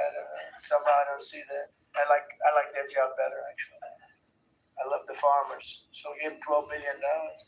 So in just a few moments, Treasury Secretary Scott Bessent will discuss the actions that we're taking to address energy prices, which have not gone up as much as I thought, Scott, to be honest with you. And it's not over, so maybe it'll go up a little bit more. It's all going to come back down to where it was, and probably lower. And my predictions have been right. Trump was right about everything. They have a new hat. Trump was right about everything. So be patient, everybody. Be patient. It's going to go lower. Scott's going to address that. And We was paying $5 in here in Chicago for gas. very much further, I And then want at to $6 for gas in President Chicago J.D. Vance to say a few words 4 years about, ago. where we are with the situation. He's involved with Steve and with Jared on negotiations, and then some of the others will speak. We'll have Marco say a few words. Pete Hegseth, who was born for this role. I mean, he's doing a great job. They gave him a hard time. And now people, I'll tell you, somebody came up to me yesterday and gave you a very hard time, said, I made a mistake. Pete Hegseth is doing a good job. So when I tell you who, you're not even going to believe it. He said, Hegseth, he gave you such a nasty hard time. But you're doing great. And then Steve is going to speak, and Scott will speak last. And if we have any questions, we'll take some questions. You may have questions. I doubt it, but you may have some. So, JD, please. Yes, sir. Well, thank you. It's good to see everybody. Proud to be part of this team. Proud to be serving the president of the country. Let me just say a couple things. The first of all is the president summarized this very ably. But look, the Iranian conventional military is effectively destroyed. They don't have a navy. They don't have the ability to hit us like they could have even a few weeks ago. And what that does is that gives us options, Mr. President. Now, there's been a lot of reporting about diplomatic options, about negotiations. There's, of course, Pete and his team. There are further military options. But what we have now that we didn't have when the president took over just a little over a year ago is the ability to use every tool at our disposal. This is Chicago, that Iran doesn't get a nuclear weapon. March 8th, I 2022. think it's important the American people know Yeah, for what? big difference. To ensure that Iran never has a nuclear weapon. You talk about people who walk into a crowded supermarket and have a vest on, and they blow up the vest, and a couple of people get killed, and that's a terrible tragedy. What happens when what's on the vest is not something that can kill a couple of people, but can kill many, many tens of This is on Roosevelt and Costner in Chicago. Roosevelt and Costner in Chicago. Look at that price. Look at that shit. You don't want the worst people in the world to have a nuclear weapon. That's why the president is doing this. That's why the president cares so much about this particular issue. I'll let Steve talk a little bit about the details of the negotiation, but the last thing I'll say before I turn it over to Marco is I'm very mindful, of course, that we have a lot of folks overseas fighting very ably for the United States of America. I know Pete and the whole team. You say, where'd I get this pic? It's my picture. From Chicago. It's mine. He said, where'd I get this pic? You funny. The most important week of the Christian calendar, the Holy Week that celebrates the return of Jesus Christ to Jerusalem. And so I want to say to all of my fellow American Christians, but particularly those serving in the Gulf, that I wish you all a very blessed Easter. Yes, it was. How you gonna tell me? And we continue to stand behind you and continue to support you every step of the way. Thank you, sir. Thank you very much. Marco? The most important job any president has is to keep the American people safe. And every president says it, but we have a president that means it and does something about it. As the president outlined very clearly to the world on the night this operation began, Iran has been at war with the United States for 47 years. For 47 years, Iran has been killing Americans and attacking Americans across this planet. Bro, this is me. This is all mine. This is me. That's my son. Why would I lie about it, bro? This president's not someone that's going to refuse to act. He's not going to leave a danger like this in place. He's going to address it, and that is what he is doing. Bro, that's Costner. That's Costner and Roosevelt, bro. Not too far from Roosevelt, Costner and Jackson, in that area. The people that run this country are radical. That's Roosevelt and Costner. Look it up. Look what they are doing now. At their weakest point, this is the weakest Iran has ever been, and look at what they're doing. They're attacking embassies. They're attacking hotels. Imagine what these people would do if they had a nuclear weapon. That is an unacceptable risk for the world. By the way, the president's not just doing a favor to the United States and to our people. This is for the world. He defined very clearly on the first night of this operation what the goal was. We were going to destroy Iran's Navy, and that is happening. We were going to, if it hasn't already happened, I'll let Pete speak to the specifics of it. We were going to destroy their missile launching capabilities. We're well on our way. That was during the Biden administration. That was 2022. So they couldn't you make tell me. More drones. And that is moving forward. Every single objective the president clearly laid out on the first night of this operation is being effectuated. Again, Pete will speak to the specifics. You just said that wasn't the real price. That was the real price. Every day. It may not get covered because, we're unlike them. We're not bombing embassies and hotels. We're hitting military targets. But every day. Zach, you gonna ask me what happened in 2022? I just showed you. Every portion of Iran that has these military capabilities, and the results are going to bear fruit for the world. The world is going to be a safer and a better place when President Trump's mission here is achieved. And frankly, I think countries around the world, even those that are out there complaining about this a little bit, should actually be grateful that the United States has a president that's willing to confront a threat like this and not allow it to continue to persist. Because these people will kill as many Americans as they have a chance to do. And if they have a nuclear weapon, as the vice president pointed out, they could kill millions of Americans in the future. And that is a risk that was not going to continue to exist as long as we had this president. Thank you, Marco. It's very interesting because yesterday I was watching Big Marco now. Big Marco. And he was saying that they should have done it. But they didn't do it. Nobody did it. Nobody did it. For 47 years, Marco, that's the number, 47. I guess now it's 48 because we've been saying 47 for a long time. It's probably 48. But for 47, 48 years, every president should have done this. And some are saying now that they made a big mistake in not doing it, but we're taking care of business. Steve Woodcock, please. Mr. President, it is my distinct honor to be a member of your cabinet and to report to you and your team on our negotiations with Iran. Mr. President, you directed Jared and I to pursue a diplomatic resolution with Iran prior to Operation Epic Fury, which we did. However, it became quite clear during these meetings with the Iranian negotiating team that we could not make a deal that fulfilled your objectives of the following: no enrichment whatsoever, no chance of weaponizing whatsoever, decommissioning of Fordo, Natanz, and Esfahan, which you destroyed in Operation Midnight Hammer, no stockpiling of any material, which they flagrantly had violated, turning all enriched material over to us, and a cutback in Iran's missile inventory and range capability of those same missiles. Throughout our meetings with the Iranians, we heard the following from them. The Iranians have the inalienable right to enrich. Then we heard they possessed enough 60% enriched Come right here. 460 kilograms, to make 11 atomic bombs. Finally, we heard the following statement. They would not give up diplomatically what we could not win militarily. In other words, they were again miscalculating the success of Midnight Hammer, which was a total success. These are incontrovertible signs, among many other signs, sir, that their regime had not given their negotiating team authority to make a deal required by you. We conferred with you and all the other members of your foreign policy team, Susie Wise, Pete Hegseth, the chairman, Marco Rubio, JD, Scott Bissett, Chris Wright, John Radcliffe, throughout all of these negotiations, and we were repeatedly rebuffed on everything we asked for. I have no doubt that we exhausted all efforts on behalf of a peaceful resolution, as you directed. Jared and I both agreed that the Iranians were there to buy time until a weaker president arrived. This was a flawed strategy, as your clear direction was to never allow Iran to obtain a nuclear weapon today or any time in the future. Against that backdrop, and our compelling military successes in epic fury, we have had multiple reach outs from the region and others who want to play a role in ending this conflict peacefully. I can report to you today that we have, along with your foreign policy team, presented a 15-point action list that forms the framework for a peace deal.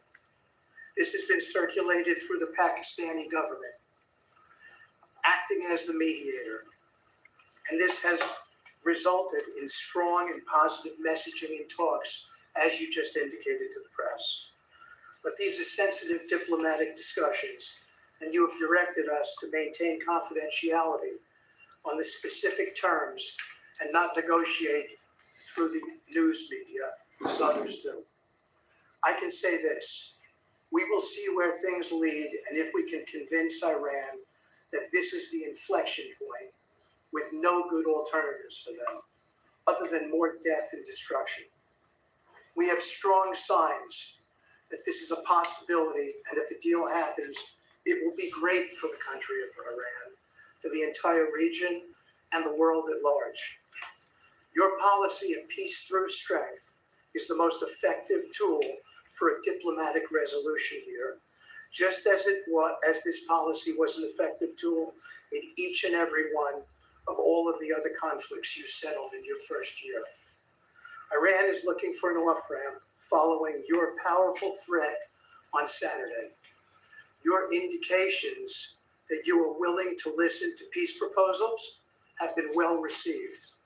You have instructed us that your preference is always peace, and that we should make that our priority.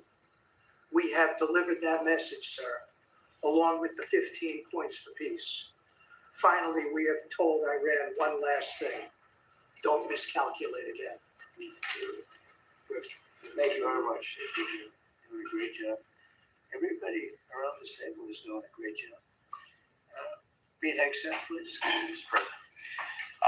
I'll start kind of where you left off, Mr. President. Thank you for doing the work of the free world and having the courage to step up and stop the Iranian terror regime from holding the world hostage. That's really what it is. And 27 days ago, Iran had a modern military. Never in recorded history has a nation's military been so quickly and effectively neutralized. Operation Epic Fury is not an endless war. It's a decisive campaign with clear objectives to destroy Iran's offensive military capabilities and ensure they never obtain a nuclear weapon. This is stuff for the history books. This is stuff for legacy.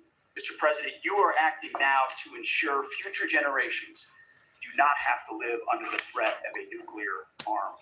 Thank you, guys. Thank you. However, Right. God bless Trump. Yes, the yes. dishonest hate Trump media, as you referenced. The folks here in the room, these cameras, they have a choice. You're either informing the American people of the truth or you're not. Because I hear it from my people every day. Behind every headline you write, Like and there's a subscribe. helicopter crew in the air. And behind every news banner you write, there's a battalion on the move. And behind every fake news story, there's an F-35 pilot executing a dangerous mission. My message to the media is get it right. This actually isn't something new to me. Maybe a young guy, Mr. President, but I'm not a rookie in this realm. In 2007, I helped lead the surge, the public fight for the Iraq surge. Stood and watched people stand in the Senate and declare the war is lost before it even started. Who was that? It was Harry Reid. That was the Democrats and the media working hand in glove. Back then, it was 3 years into a war. Now we're 3 weeks into an operation. But see, unlike Iraq, this isn't a tie. This is not parody. This is not chaos. This is success, pure American success, on plan, and as the president said, ahead of pace. Over 10,000 enemy targets destroyed, over 140, I think now you're right, Mr. President, over 150 naval vessels sunk, underground facilities destroyed, their defense industrial base in shambles, and overnight, not only do they not have a Navy, Mr. President, they no longer have a Navy commander. IRGC's Navy commander was killed overnight in operation. So no Navy leader. Now that here's the thing about the media though, if President Trump had not acted, you'd be screaming, why not? And now that he has taken decisive action, you're asking, well, why did you? It's the same old tired playbook, TDS in your DNA. But the hardworking, God-fearing, patriotic Americans out there know better. And you alluded to this, President Obama, Mr. President. Here's a fact that you don't hear on your networks, but we know. Many of the Iranian military factories and bases that we're systematically destroying were paid for. Let's get to 1700. Let's get to 1700. Why not? Why not? Let's start there. 1700. Why not? You might call it an inconvenient truth. Iran took our money and turned it into weapons and bunkers and ammo. And now we're destroying those weapons, and you're writing, Mr. President, that grievous wrong. And make no mistake, we had to act. And our objectives are clear. No nukes, no Navy, and a complete dismantling of their missile program and defense industrial base. And as Marco pointed out, that mission, and the VP as well, has not changed. Thank you guys for subscribing. I appreciate it. Name is Deunta. Thank you guys. Really appreciate it. I go live Monday through Thursday in the morning. If anything comes up big, I go live. I really appreciate you guys. For years, they told Let's the world continue. their missiles could only range 2 kilometers. Surprise. Yet again, Iran lied. And to the world, I say London is 4,000 kilometers from Iran. Washington, D.C. is 3,300 kilometers from Venezuela, another country President Trump did something about that partnered for a long time with Iran. So you're telling us that Iran is not a threat to the world or to the U.S. President Trump? All will bow to And here's Jesus. what Yes, success actually looks like right now. You mentioned it, Mr. President. A-10 Warthogs, if you know them, you love them, and Apache helicopter gunships are flying strike missions inside Iranian airspace and throughout the Strait of Hormuz at will. See, you only send these slow, low-flying, close air support platforms when the enemy has no meaningful air defenses left. Their presence is proof that Iran's air defenses are gone. Their command and control is shattered, their top leaders hiding in underground bunkers, while their mid-level commanders are being crushed in the field. The morale of their fighters plummeting. We see that disconnect daily. They're privately admitting, as you said, Mr. President, very heavy losses. We know that. President Trump has given us a clear mission. Our capabilities are only going up and Iran's are plummeting. We are here to win, and we're full speed ahead. So, Steve, we appreciate your efforts. We pray for a deal, and we welcome a deal. And we have the ultimate deal maker to make it happen. But in the meantime, as I said yesterday, the Department of War will continue negotiating with bombs. Matthew chapter 5, verse 44. Love your enemies. And finally, I want to thank our incredible Yes, troops. yes. Our Well pilots, said. crews, sailors, refuelers, air defenders, the absolute best of America, the real 1% of our country. This President Trump has your back. And I know this cabinet prays for you every single day. We ask the American people to do the same as they continue in this mission. God bless. Thank you. Thank you very much. It's great. I think before I ask Scott to say a couple of words, it would be great if people like the mayor of Chicago and the governor Let's go, Brandon. would say, please come in and stop the crime. A beautiful young lady was killed the other day. The father was a very good friend of Dan Scavino. And he took it very hard. Dan took it very hard. Like the father, friends. They grew up together. And it's a young lady whose life would be saved if we did what we did as an example in Washington, D.C., which is now a safe city. All the time, people come up to me in the building, people that work here, they say, thank you so much. I know immediately what they're talking about. They're able to walk to work. They walk to work. You all walk to work. Some of you were mugged. I know she told me stories. Some of you were mugged. One person in particular was viciously mugged. In the group right here, it's not happening anymore. You have a safe city. Louisiana, the governor of Louisiana called me, can you help me with New Orleans? They just had the Mardi Gras. He said it was the safest Mardi Gras we've ever had. Sounds terrible to say. No murders. You know, it sounds like, who would say this? No murders. But they always had murders. They had a lot of crime during Mardi Gras. He said virtually no crime. We had the troops down there. Memphis, Tennessee, I just got back. We were there. Crime is down 75%. In a short period of time, we're there 5 months. We could do that for Chicago. We could do that for New York. We could do that for LA. And we could do that for, frankly, San Francisco. I know they have a mayor who's trying very hard. He's a Democrat, but he's trying very hard. But we can do it much more effectively because he can't do what we do. He can't take people out from the city and bring them back to the country from where they came, where they were in prisons. They were allowed to go in prisons.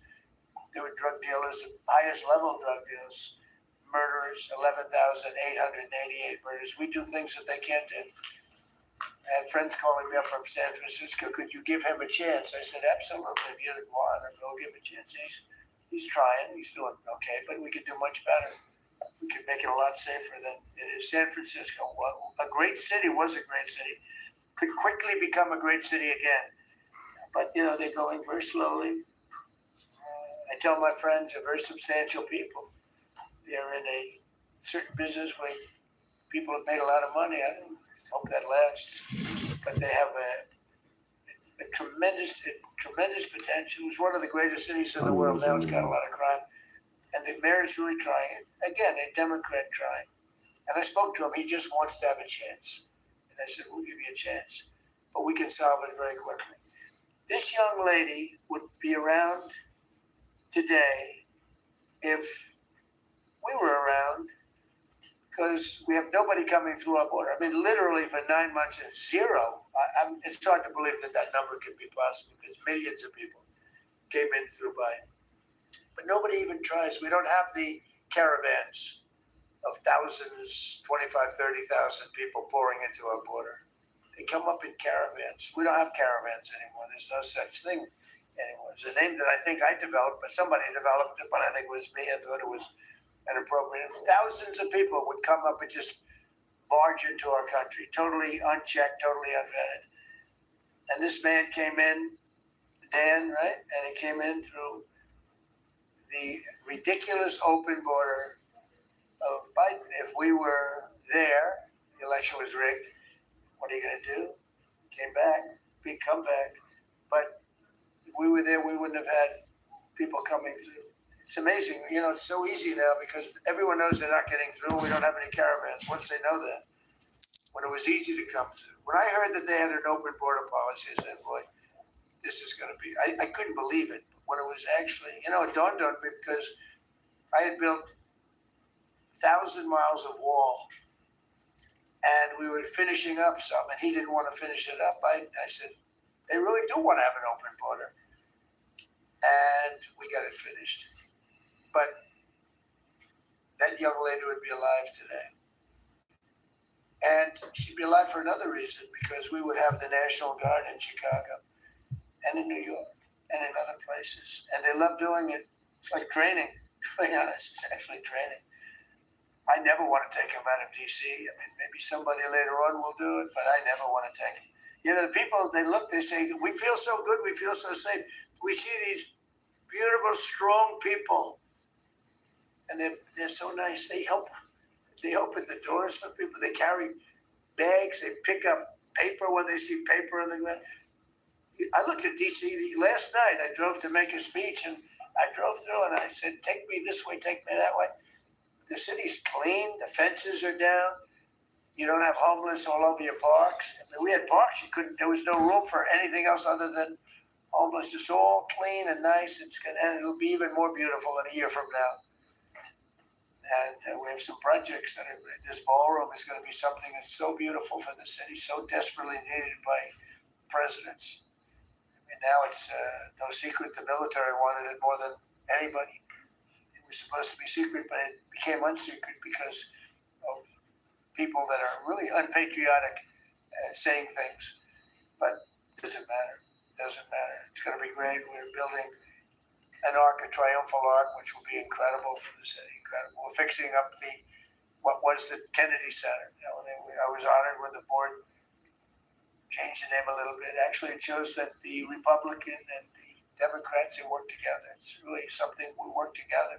So I think it's a great symbol, actually.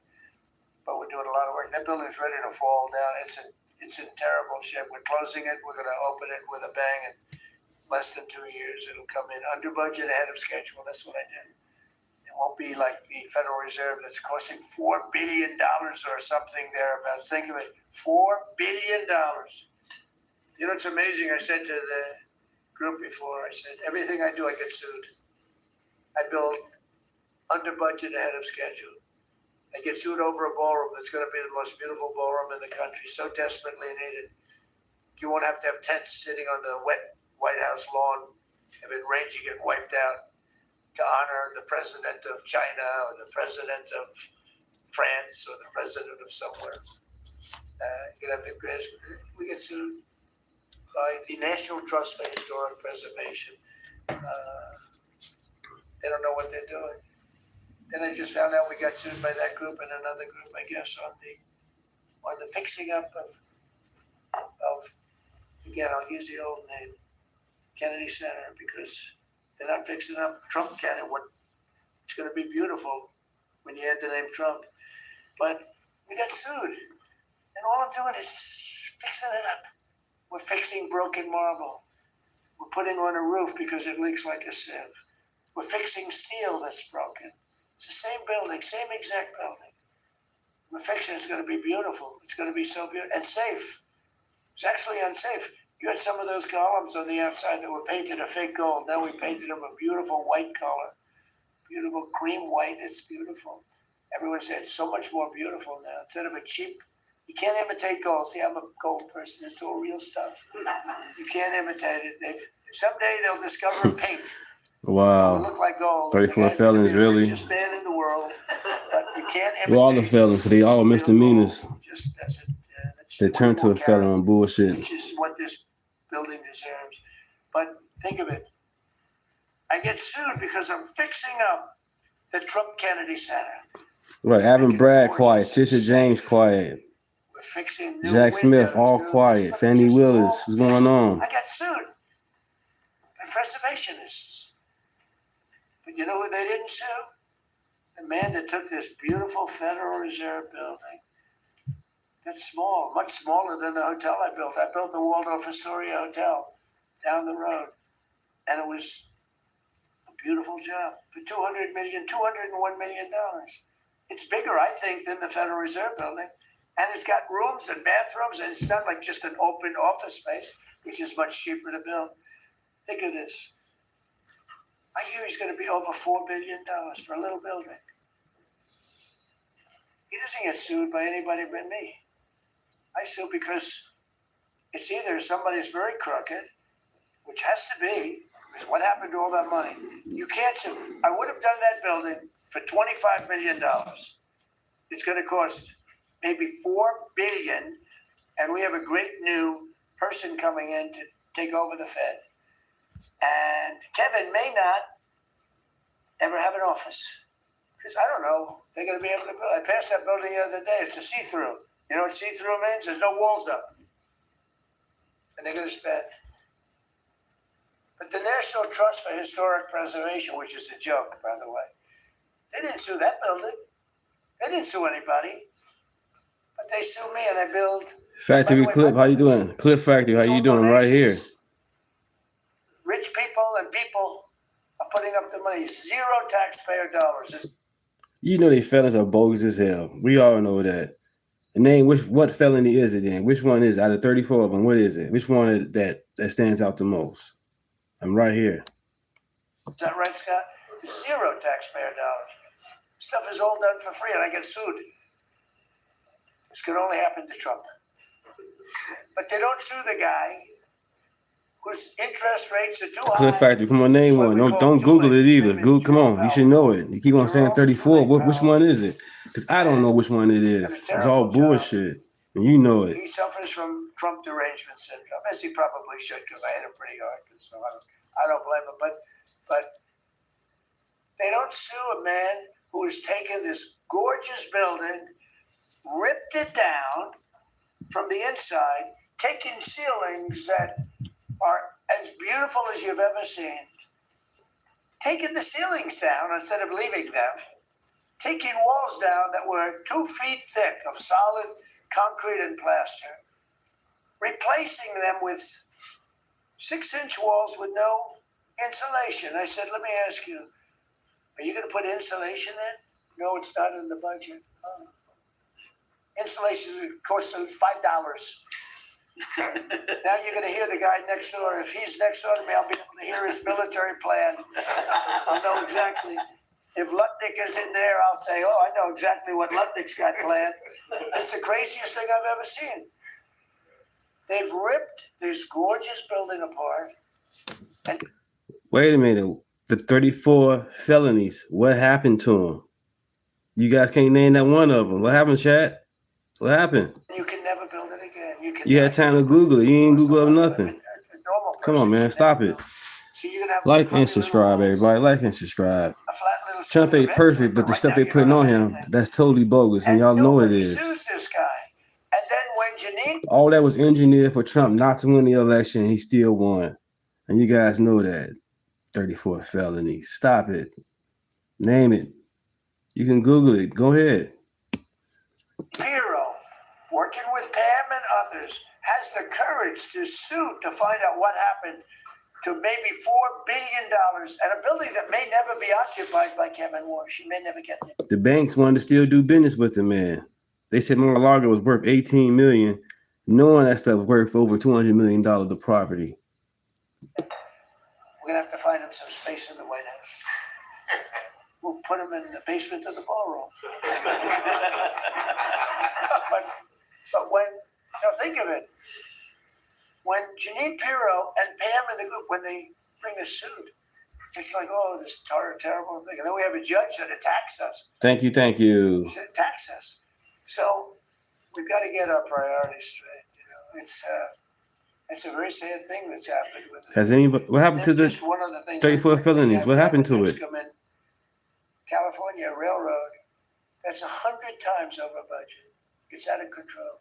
It was supposed to go from the middle of San Francisco to the middle. It's all talking points of bullshit. Now it stops way short of both. It now goes into areas that nobody ever heard. It's billions and billions of dollars over budget, years and years, maybe decades late. And that's why we have a country that has a lot Right, of man. He's right there. That's the president right there. They try to shoot the man 3 times, I would have bankrupt him. for $25 million. I would, if I did it. Now you guys crying about the doggone Epstein. So maybe 50. Because the media told you. The media told you to hate him because he went from a Democrat to Republican. The media told you to hate him because he told on Epstein. He told on Epstein. See this pen right here? This pen is an interesting example. He the one told on Epstein. And then you had the lady, you had the Democrat lady, you know what I'm saying, Congress lady in court texting Epstein back and forth. What's that about? That's bullshit. She should be, that should be some type of crime what she was doing. On trial, talking to Epstein, getting information to answer somebody else during the trial. All Democrats.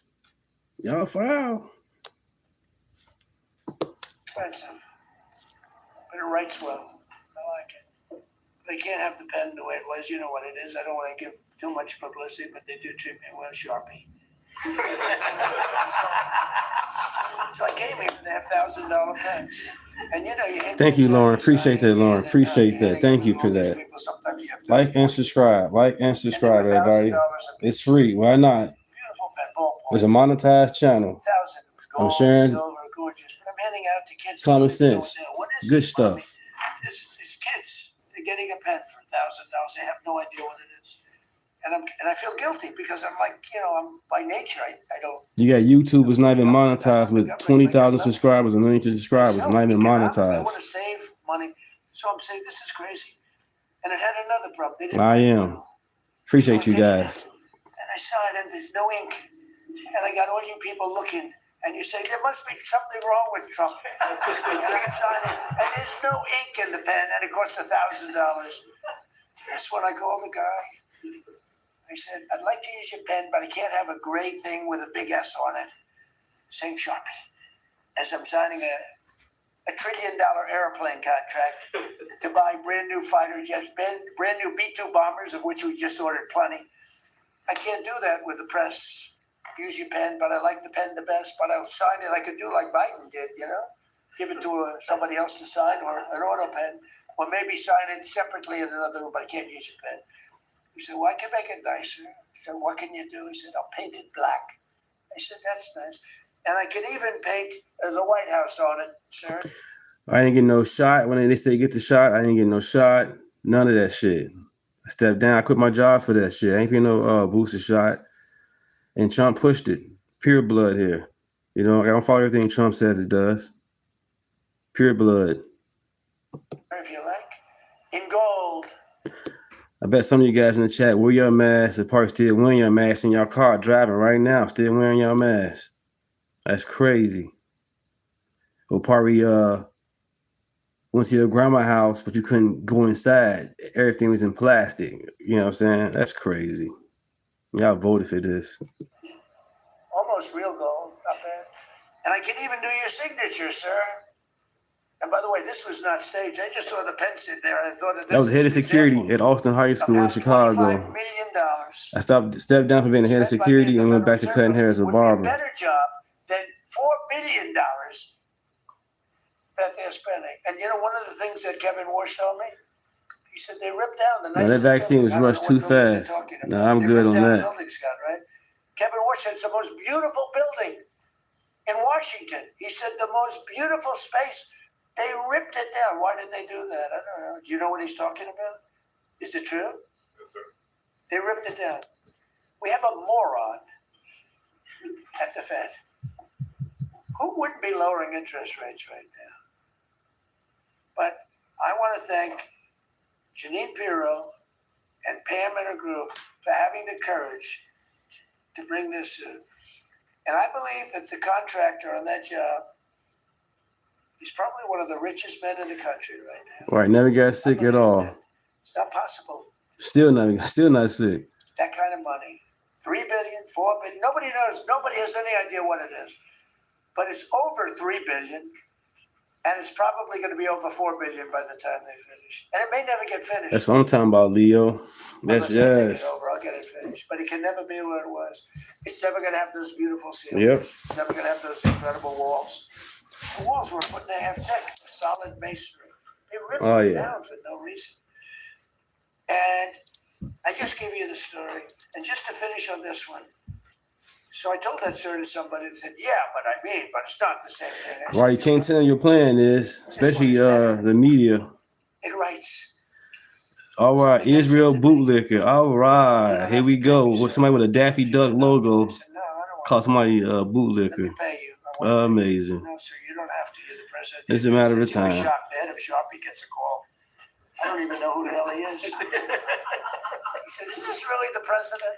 All those words come from the Democrat Party. Bootlicker, coon, sellout, Uncle Tom, all those Democrat words from the white man, KKK.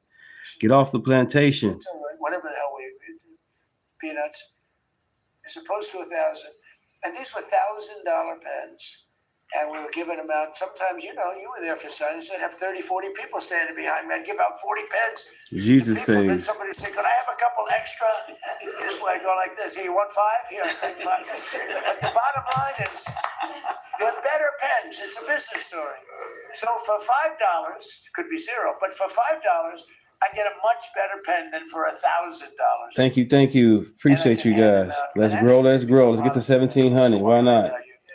1,700. Let's get to that. Please, a man who's done a great job in treasury. Good luck, Scott. Well, sir, as always, you're a tough act to follow, but that is very illustrative. Your economic leadership has made our military mission possible. Mr. President, national security, as you always say, is economic security. Your leadership has shown the American people that there is no prosperity without security.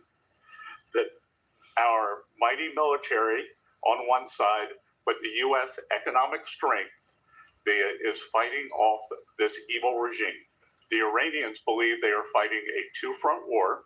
It is the military war that our great warriors are prosecuting, but on the other side, they are trying to take control of the global economy through a choke point that we believe does not exist and that we will overcome. The historic Operation Epic Fury seized a generational opportunity to demolish a regime that has coordinated over 4 decades of global terror and claimed thousands of American lives. Many people, especially the Democrats, underestimate the will of the American people. Thank you, MN Square. Thank you, Spare. Thank you, Spare. Appreciate that for the gift. Thank you so much. Thank you. And I Blessings. believe energy prices will be lower, inflation will be lower. Before, we had the appearance of security. MN Spare. Thank you. Real security. Now, the American people and the world will have absolute security. Through your maximum pressure campaign, Treasury has worked to uncover all financial lifelines to the regime and cut them off. You gave that order last March. This was not. Let's get to 1,700. 1,700 subscribers. Thank you. Let's get it. That has been contemplated for almost a year. You guys are blessing. The Iranian financial system collapsed in December. We have systematically weakened Iran's ability to fund operations and procure weapons, and that required months of preparations. Threats to American national security have no place in the global economic system. The oil market is well supplied. We've taken actions to ensure oil supplies stranded at sea are made available to the global market. Your bold actions like the Development Finance Corporation's Maritime Reinsurance Program in conjunction with Central Command will soon provide shippers through the Gulf region with a level of security we have never seen before. Mr. President, we are starting to see more and more movement in and out of the Gulf today, and this is more than yesterday, and this is the beginning. I am confident that shipping traffic will continue to increase. Say Trump sleeping. No, you're looking right at him. Before we secure the straits. Turning to the home front, the U.S. economy remains strong. We had a strong economy thanks to you. We are the best insulated in the world thanks to your energy efforts in term 1 And term 2, the U.S. is an energy superpower. American workers' purchasing power is finally being restored. The latest figures indicate robust real compensation increases. We are starting to see the working family tax cuts benefits bearing fruit this tax season. 44% of tax What returns happened to the 34 claimed at felons? least one of your signature policies: no tax on tips, no tax on overtime, no tax on Social Security, deductibility of auto loans. The average tax refund is up more than 10% for working Americans. The economy you vitalize through your pro-growth policies is well positioned to withstand these temporary disruptions. The United States dollar has reasserted itself as a safe haven asset. The U.S. dollar has appreciated since the hostilities Thank you for your began, service. because everyone knows, thanks to your efforts, the U.S. economy is the best position in the world and capital is flowing in. Efforts to reprioritize economic security are ensuring the United States remains secure, resilient, and prepared for the challenges ahead. As we approach the 250th anniversary, America will never be safer and more secure militarily and economically. Thank you. I just want to ask you a question. Is this guy central casting? I'm looking at him. I'm in Treasury. It might not be so good for war. I don't know. Pretty good. No, I'm looking pretty good too. I'm looking at this guy. He's central casting. Even the glasses are perfect. Where do you get those glasses? I think I'm going to get glasses. That's beautiful. Great job. That's really good. No, he's done a great job. You all have. Proud of you all. Do you have any questions? Yes, Mr. President, are you going to go in for the uranium? Like, how do you secure Iran? And let's assume I was or I wasn't. Why would I ever answer a question? Am I going to go in? Oh yeah, I'm going in. We're going in tomorrow at 3 o'clock. How could you possibly ask a question like that and expect an answer? I don't know. I don't know. I think you're a friendly person too. It's just such a ridiculous question. Mr. President, yes, Mr. President. Please. Thank you, Mr. President. There's been a report that potentially the U.S. is looking at diverting some munitions, air defenses that were meant for Ukraine to the Middle East. Is there any accuracy to that? Is that something you're considering? Well, I'd have to ask you, but we do that all the time. You know, we have tremendous amounts of ammunition. We have them in other countries, like in Germany and all over Europe. We have, you know, we're packed, and sometimes we take from one and we use for another. We help Ukraine. Biden started it. He gave $350 billion away. Too much, way too much. And we sell it now to NATO. We sell it to NATO, and they probably give it to Ukraine. Mostly, I think they give it to Ukraine, but we get paid for everything that we don't give anything anymore. That's a tough situation, that whole Ukraine situation, very, very tough. We're working very hard on getting that one solved. It doesn't have any impact on us, virtually nothing. In fact, if anything, I mean, we sell a lot of equipment for that unfortunate war. 25,000 people died last month, 25,000, so mostly soldiers. Some in the towns, but for the most part, soldiers. They're dying. Nobody's seen anything like it since World War II. It's a terrible situation, and hopefully that's going to get settled. You know, I settled 8 wars, and many of them I think were more difficult than this one. In theory, they were more difficult, but there's tremendous hatred between President Putin and President Zelensky. Tremendous hatred. I've seen it before, but I've never seen maybe. Julie, good morning. Good morning. And I think that's calming down a little bit, and I think we have a chance of getting it done. But it doesn't affect us thousands of miles away. That's why when I heard the head of Germany say, "This is not our war," about Iran, I said, well, Ukraine's not our war. We helped, but Ukraine's not our war. I thought it was a very inappropriate statement to make. Oh, man. Good one, Trump. He made it. He can't erase it. But he felt that way. I said, well, you know, Ukraine's not our war. And it's not, but I would like to see all those young people stop being killed. I mean, they're being killed. It's like a slaughterhouse. What's happening there is horrible. 25,000 on our last 2 months ago was 31,000 people died in 1 month, Marco, right? I said it's getting crazy. It's getting worse. Think of it, 31,000 soldiers, both Russian and Ukraine, died 2 months ago, 25,000 last month. And if I can solve that, it would be a great honor to do it. I wish it could have gone faster. I solved other ones in one day that have been going for 32 years. We stopped one that was starting. It was already started. India and Pakistan, and the Prime Minister of Pakistan, a very fine gentleman, said President Trump solved something that was going to cost 10 million lives. That was going to cost a lot of lives, 2 nuclear nations. And those were complicated, but we got them done quickly. This one is, it's a shame.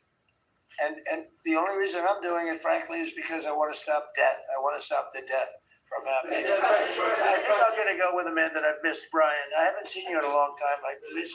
He's been in a very strange location. I don't know. He's had a strange thing happen. But anyway, go ahead, Brian. Well, good to see you too. Actually, good to see that you're County too.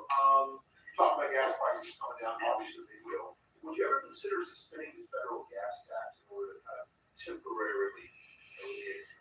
Well, some people should do that. All right. As an example, in California, every time prices go down, his prices go up because the gas tax is bigger than the tax itself, bigger than the. Lauren, thank you for your service. Thank you. Wow.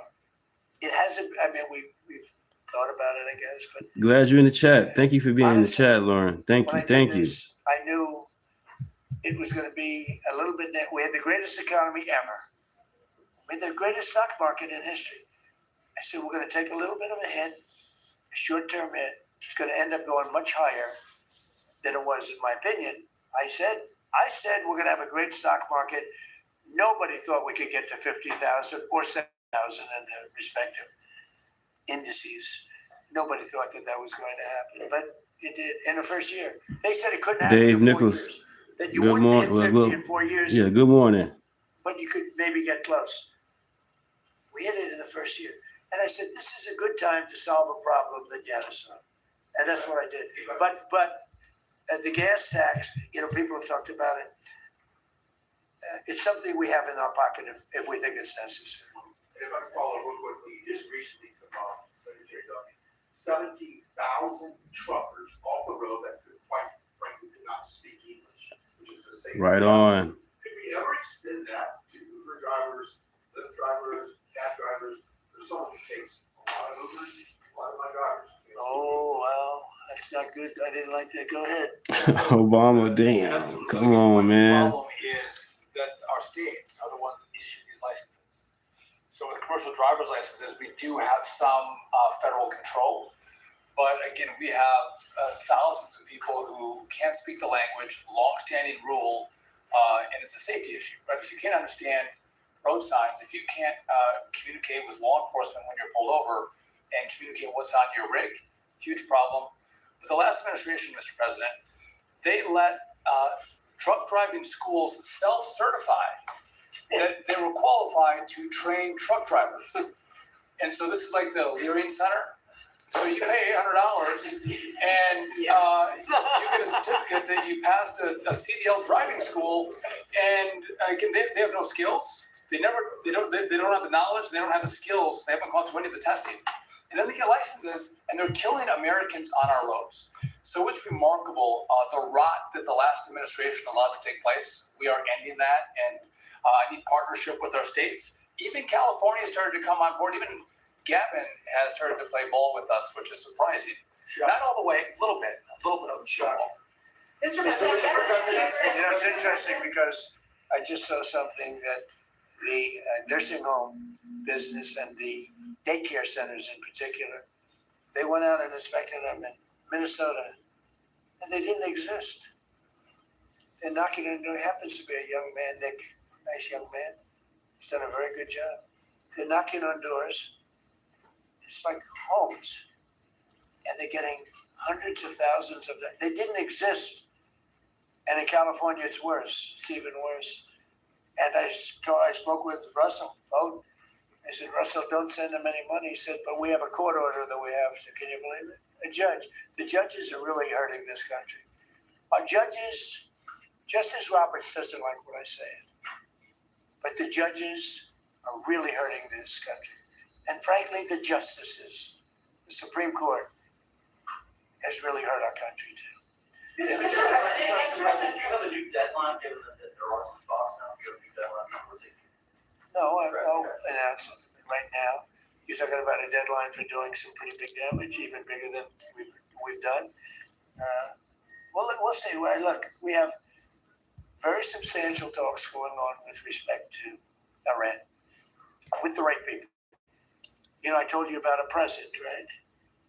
Steve, can I reveal the present?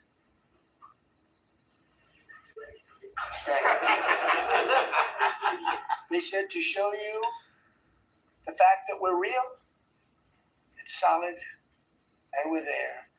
We're going to let you have 8 boats of oil, 8 big boats of oil. This was 2 days ago. And they'll sail up tomorrow. That was 3 days ago. And I didn't think much about it. And then I watched the news, and they said, a very good anchor, actually. Happened to be Fox. But I watched it, and they said, something's unusual happening. There are 8 boats that are going right up the middle of the Hormuz Strait. 8 big tankers are going loaded up with oil right through. And I said, well, I guess they were right, and they were real. And I think they were Pakistani flagged. And I said, well, I guess we'll deal with the right people. And actually, they then apologized for something they said, and they said, we're going to send 2 more boats. Amazing. And it ended up Thank you guys. Thank I you. haven't screwed up your negotiations. I thought it was appropriate to say, because I did taunt you the other day by saying they're going to give us a present. Yeah, of course. Illegal immigrants who were arrested at San Francisco airport for ignoring deportation orders at the same time as highlighted really great reception from American travelers for ICE agents. Is there a PR aspect of this that can allow future deportations to go on with less protesting, less outrage? Yeah, it's amazing, because by putting ICE there, look, the press was very unfair to ICE. So was everyone else. These are great American patriots. They have a tough job. They have to find murderers and take them out of our country. I wouldn't want to do it. You wouldn't want to do it. Most people wouldn't want to do it. They do it. And, 11,888 murderers. And that's murderers. That's not drug dealers. That's not lots of other things. It's not people from mental institutions. Entire jail populations were released from major countries and let into our country through the open border. And ICE has done an amazing job. I wouldn't want that job. It's a tough job, dangerous job. So what happens is, by putting them at the airport, and I just said, do me a favor, take off your masks. And they did for that. Not for when they're looking for some, cold-blooded killers and they're in the net, but for that. And they did. They took them off. And the passengers, I see the interviews of people. They say, these are nice people. One person said, he's a very strong man, but he's a nice guy. He grabbed my bag. He helped a woman with a bag that she couldn't lift. And I'll tell you, I don't want to use the word rehab because there was nothing to rehab, but rehab from the press, because the press is so tough on them. And these crooks in Minnesota, these crooked politicians and dirty cops, they're dirty politicians. And Waltz is a dirty, crooked politician. And the attorney generals are crooked guys. No investigations. And I hope JD's going to do a great job. He's in charge of it now with somebody who's very talented. But I think it's easy stuff. They say $19 billion. Think of it. Is missing. $19 billion. If we would solve half of the fraud problem, ma'am, in this country, we would have more than a balanced budget. We'd have a surplus. And in the case of Minnesota, it's very Somalia-oriented. Think of it. These people come from a crooked country, disgusting country, one of the worst countries in the world. Acknowledged to be one of the worst countries in the world. Some people say it's the worst. They have no money, they have nothing. They come to our country, low IQs, rob us blind. Stupid people. And they rob us blind. because we have crooked politicians. We have dirty cops. It's my opinion. It's only my opinion. And something should be done about him. Let's see what kind of a job. Mr. President, yesterday you said that you hate mail-in ballots. Excuse me? Should Iran be able to charge administrative policies? The charging successful. Oh, yeah. Well, should they be able to? I mean, they shouldn't be able to. But they're doing it a little bit. I don't look. Their capability is a lot less than it was 2 weeks ago. And with every week and every day, frankly, it gets less and less. All I can tell you is they're begging to make a deal. So let's see what happens. We may make a deal. Tell me about mail-in ballots. Go ahead. You mean I used a mail-in ballot? You probably said, yeah, I did. You know what? Because I'm president of the United States. And because of the fact that I'm president of the United States, I did a mail-in ballot for elections that took place in Florida. Because I felt I should be here instead of being in the beautiful sunshine. But you were in Palm Beach, sir, the last few weekends. That's right. And I decided that I was going to vote by mail-in ballot because I couldn't be there because I had a lot of different things. But, you know, we have exceptions for mail-in ballots. You do know that, right? So if you're away, we have an exception. Cal Johnson, thank you for that, man. Thank you for the gift. Appreciate that. Thank you. If you're disabled, 100 on that. Exception. And if you're ill, if you're not feeling good. So I was away, mostly in Washington, D.C., so I used a mail-in ballot. But I appreciate the question because I know it was so well-meaning. Yeah. Mr. President, I actually just looked at the company that owns Sharpie, and it's not very positive. After she mentioned it. By the way, they deserve it. It's a good product. So you gave a 5-day deadline. With oil tankers going through the Strait of Hormuz, is that a condition to move that 5-day deadline? We don't want anything impeded. We want ships to go through. We don't know that they've dropped any mines, by the way, because we blew up all the mine droppers, right? We blew up every one of them. They're going to have to take them out on a rowboat or something. I don't know how the hell they get Thank you, guys. Thank you. We don't really know. You might speak to it. We don't know. There could be a few of them out there, but that's a lot. You know, if you have $1 billion ship and you get hit by a mine, it's not the greatest thing in the world. So if you think the problem with that, that's not like you've decimated the military. If you think there may be a mine, that's a bad thought, and it stops things up. How are we doing in that regard? Mr. President, you're right. We have so heavily degraded their coastal defense capabilities and their naval capabilities that any strategic or operational attempts to do those types of things are extremely limited, and we continue to move over the top of that. Now, whether Iran makes a wise choice or not to try to execute that is part of how this deal comes together. But with every passing day, the military pressure that we're putting on them lessens their ability to really hold that militarily at issue. I mean, the problem with the issue of the Hormuz Straits is this: we've decimated them as a military. No Air Force, no Navy, very few rockets left. We blew up so many. Hard to manufacture. Same thing with drones. The leadership is gone. The problem with the Straits is this. Let's say we do a great job.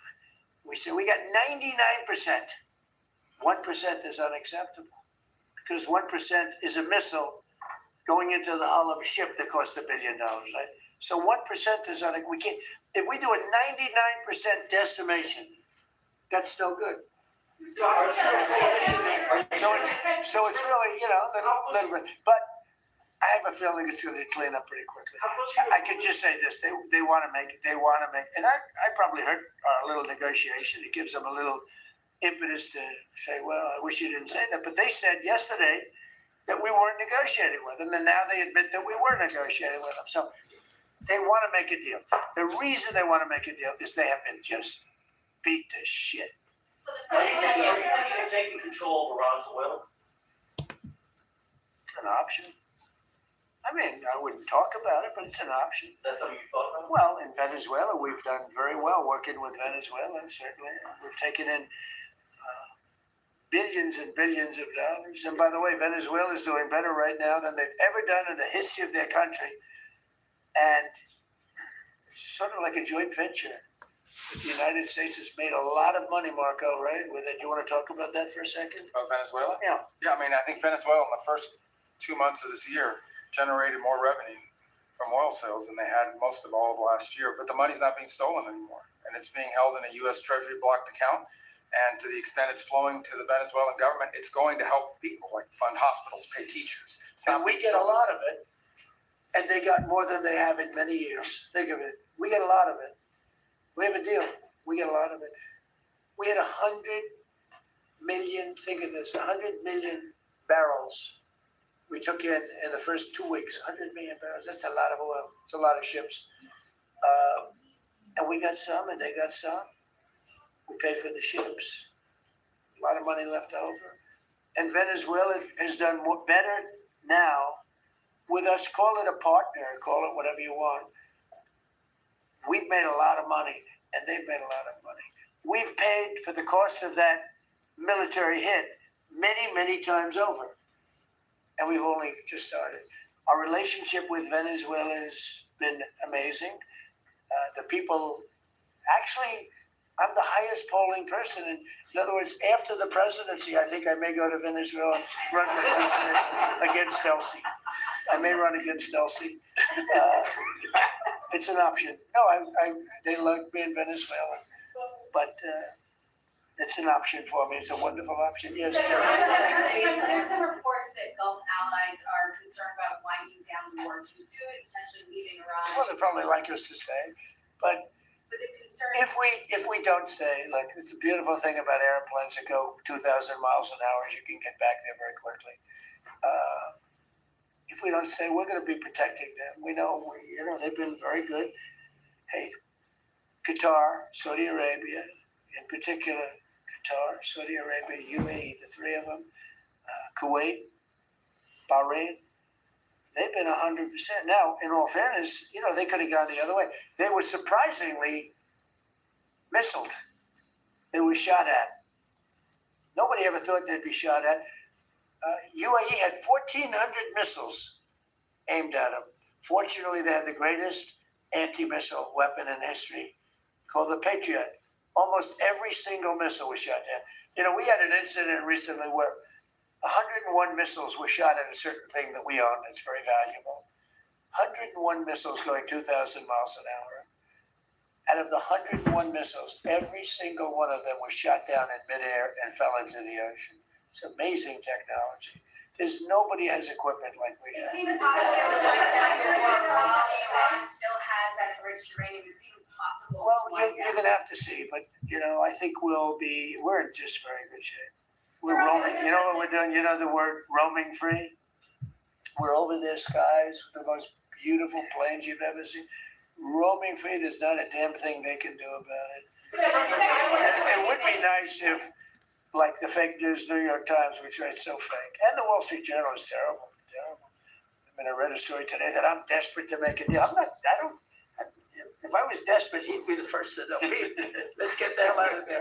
I'm the opposite of desperate. I don't care. I want to know. In fact, we have other targets we want to hit before we leave. We're hitting them on a daily basis. I can't talk about specifics. A lot of people say that wouldn't matter. Maybe it does matter. Who knows? But I wouldn't talk. It's like the question this young lady asked. Sorry about I embarrassed her. I don't want to embarrass you because I think I think she's a friendly reporter, so I'm sorry. But I can't say what we're going to do because if I did, I wouldn't be sitting here for long. They'd probably, what is it called, the 25th Amendment?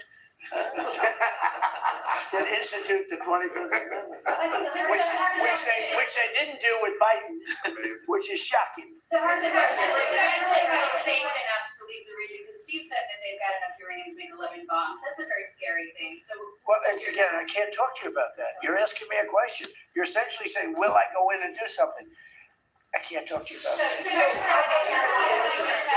We're looking at a coalition of ships to help, warships to help protect tankers. How close are you to getting that? Well, we have a coalition for them, but they should have been up here a long time ago. And they're affected. The amazing thing is we don't need the Hormuz Strait. We don't need it. We don't need it at all. We have so much oil. Our country is not affected by this. We have twice the amount of oil as Saudi Arabia or Russia, and soon it'll be 3 times the amount. Chris, do you want to speak to that for a second? That's correct. Our total oil production is greater than Saudi Arabia's plus Russia, and more than we consume in the United States. We're the largest. Pretty good. Pretty You know what they call it? Drill, baby, drill. Mr. President. Anything else you want to say? Well, it's same thing for natural gas. 3 weeks before your first term, we were the largest exporter of natural gas in the world. Today, we're just by far the largest. I mean, we're the largest importer. Now we're by far the largest exporter, and it's growing rapidly this year. New facilities are coming online. Production is ramping up. We're doing an amazing job. We get a lot of help from that man right over there. He's getting approvals done quickly and very environmental. He's an environmentalist, actually. He does a great job, but he gives you a fast approval or rejection. Do you have anything to say? But back on Venezuela, where Chris and I both had a chance to be there, I literally think they're going to put a statue to President Trump. And it's not a political statement. It's an actual thing. So. That would be a great honor. No, because it's like they view President Trump like Simon Bolivar. He's the liberator of a country. And this is a country where they love American baseball. You look on the street, they're wearing NBA jerseys. And Delcy and her team working with us, getting back. Chris and I both experienced it was the first time in Venezuelan history that they had the free press allowed to come on to essentially where the White House, the Palacio Miraflores. And it was an emotional thing for people that had been for 20 years that never had a chance to be there. So whether it's and then production, it's showing up in production. The American companies that are coming back, most of those American companies have many American Venezuelan team members. One company in Houston's got 600 Venezuelan Americans that know more about reviving that industry. So their GDP is it 1/4 of what it was before? They want to get back. They remember what it was. Their production on oil production is climbing towards 50% increase just in the 3 months we've been here. That flows to American refineries on the Gulf Coast, lowering the price of gas in America. So forget that. When are they going to do the statue?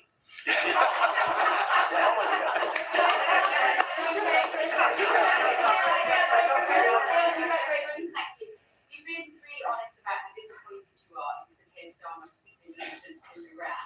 So I'm curious about your phone calls with him, how easy they might be. And also, were you surprised by... Are we talking about Starmer? Yes. Are you surprised by how... I think he's a lovely man. I do. I think he's a lovely man. But I think he did something that was shocking. He didn't want to help us. And maybe in particular that country, the longest bond, the longest ally. Australia too. Australia was not great. I was a little surprised by Australia.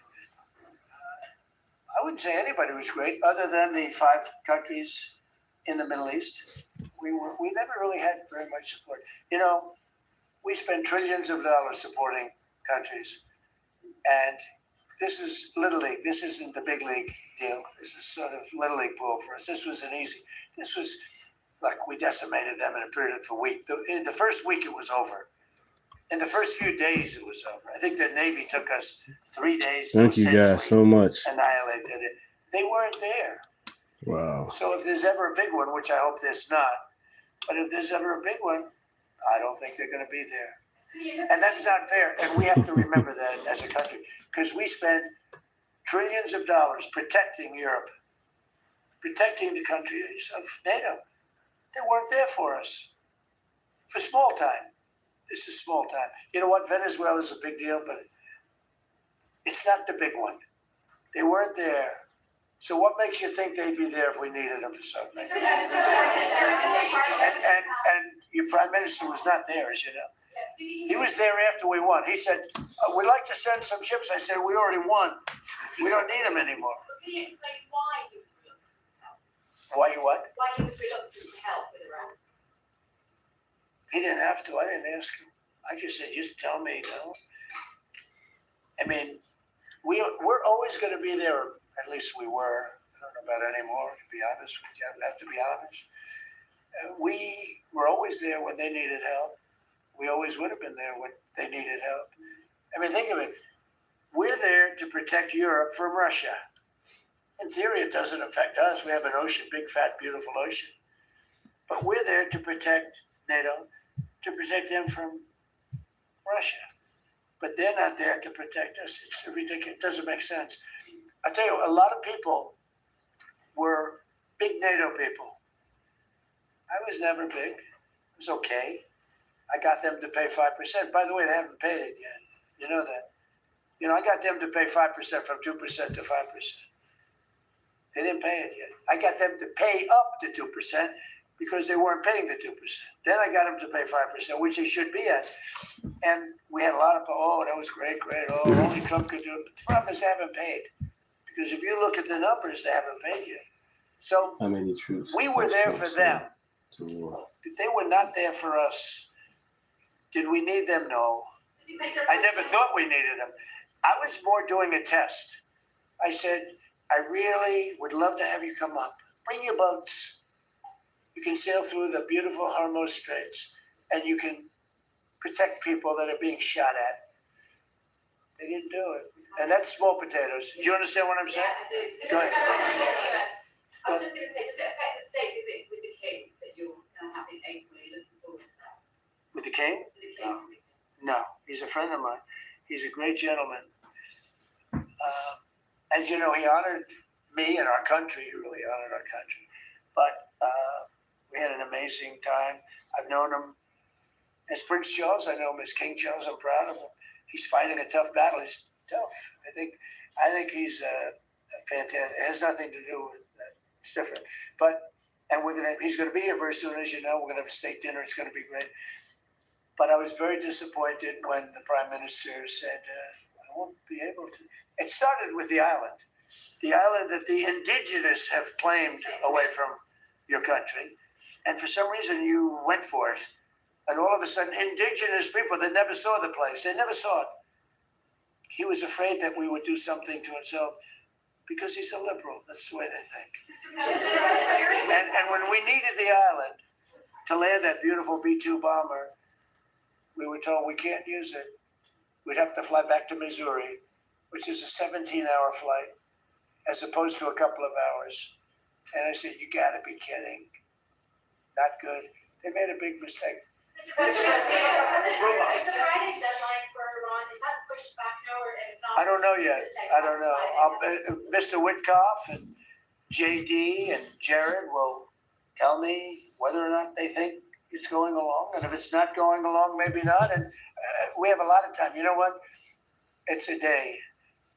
In Trump time, a day, you know what it is? That's an eternity.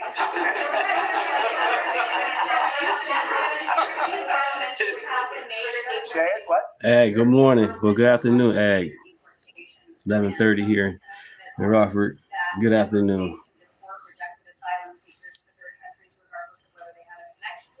It allows for detention periods of up to 2 years and also offshore return hubs or detention centers similar to our. Who did this? Which country? European Parliament, and the vote was not close. It was 389 in favor to 208 against. I'd vote with them. Yeah. You're in this where you are now. Do you think that will move the needle with Democrats? I don't care about the Democrats. The Democrats hate our country. The Democrats are in chaos right now. And they have no common sense. You know, they have one quality that's amazing. They stick together. And it's harder because they stick together in a ridiculous policy like men playing in women's sports, open borders for everybody, including murderers and anybody else that want it. We're open to you. Come in, murderers. You know why they do that? They do that for a couple of reasons, but they do it for votes because they think they're going to vote for the Democrats. Even though I did great with the Hispanic vote, tremendous with the Hispanic vote. You know, I turned that whole thing around. The Hispanics like me and I like them. And you know, it's interesting with the Hispanics. When I built the wall, everybody said, oh, that's going to ruin us for the Hispanic. It was just the opposite. They know all about immigration and they know all about death and crime, and they're smart people and they have common sense.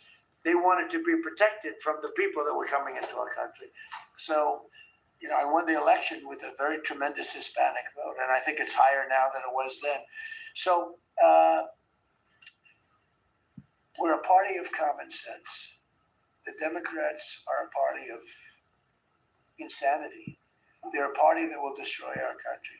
If I didn't win this election, I believe our country would have been destroyed by now. 1 year, that's all it would have taken. If you had Kamala or Sleepy Joe, either one, it wouldn't have mattered. They're the same thing. Two sleepy people. I believe, and by the way, they tired, balls. They tired. Who is one of the candidates. I believe he took himself out of the running when he says he suffers from mental disability. And a reporter said it was terrible that I talked that way about somebody with mental disability. I said, I have no problem with it, but I don't want a person with mental disability to be my president. I mean, you don't want to have a person with mental disability being your president. And Gavin Newsom said that he can't read a speech. He can't do almost anything. And then he said he's as dumb as all the people in the room. And he got accused of being a racist, which was an amazing set. I thought it was the worst interview I've ever seen anybody give. He's actually a very stupid person. So I believe he's out of the running. I think that statement, that interview, he admitted that he's a stupid person. I don't want a stupid person being president. You know, I'll say it right now. I say it because Don't Press never reports it. I'm the only president that ever took a cognitive test. I took it 3 times. It's actually a very hard test for a lot of people. It wasn't hard for me. But it's a cognitive test. It starts off with an easy question. And by the time you get to the middle, it gets tougher. By the time you get to the end, very few people can answer those questions. You get very tough mathematical equations and things. I took it 3 times. I aced it all 3 times in front of numerous doctors that I have no idea who they are. And I was told when I went in, they said, Doc Ronnie told me this. My current doctors are fantastic doctors. They said, well, if you take it, you know, it's Walter Reed. It's essentially a public hospital. And if you do badly, it's probably going to get out. But I aced it. I got them all right. And one doctor said, I've never seen anybody get them all right. I've been doing the test for 20 years. I want people, I would love to see anybody that's a president or a vice president or anybody that has any chance of being a president. I would like to see them take a cognitive test because we had a man in this office that had no clue what was happening. And let me give you a little secret. He wasn't a smart man 30 years ago. And I'll tell you about President Obama. He wasn't a smart man either. I know all about him. He wasn't a smart man, highly overrated. He was a great divider. And our country can't go through that anymore. Can't go through. We have done an amazing job. I had to do a little stopover. I call it an excursion. I had to do a little stopover in Iran, and we had to knock the hell out of them because our country would not have been safe. The world wouldn't have been safe. I've done a great favor for the world. The world has not been reciprocal because when I told NATO, where we give billions and billions of dollars, trillions over the years, I said, do you mind coming up and giving us a little hand with the streets? Send up some. They didn't want to get involved. And I believe that's going to cost them dearly. Thank you very much, everybody. Thank you. Thank you very much. Thank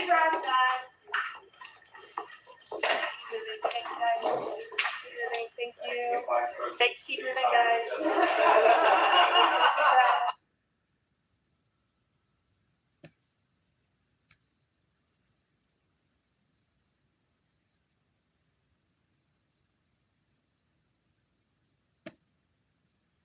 But boy, oh boy, oh boy, one thing I always try to do is keep the show respectable, enjoyable, laughable, and most importantly, informative. Y'all just be sending me all kind of things. And you know what? I'm here for it. And I love acting a fool with y'all. I love laughing with y'all, cracking jokes, having a good time. So we finna act a fool this show. And it's gonna be also informative, but y'all sent me this clip here, and this was from 2005. This was last year in Florida. This is real. I thought it was AI. So, and then we're going to bring on a special guest on the show. I can't wait to play that next. Y'all are going to have a real good kick out of this. Prayer ended. We look up to see them taunting it.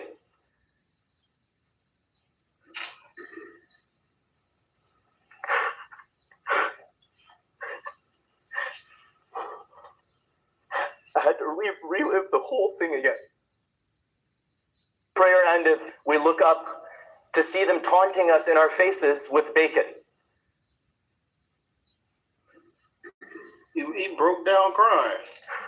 After the prayer ended, we look up to see them taunting us in our faces with bacon. Oh my God, so good. ain't that bad. It ain't that bad.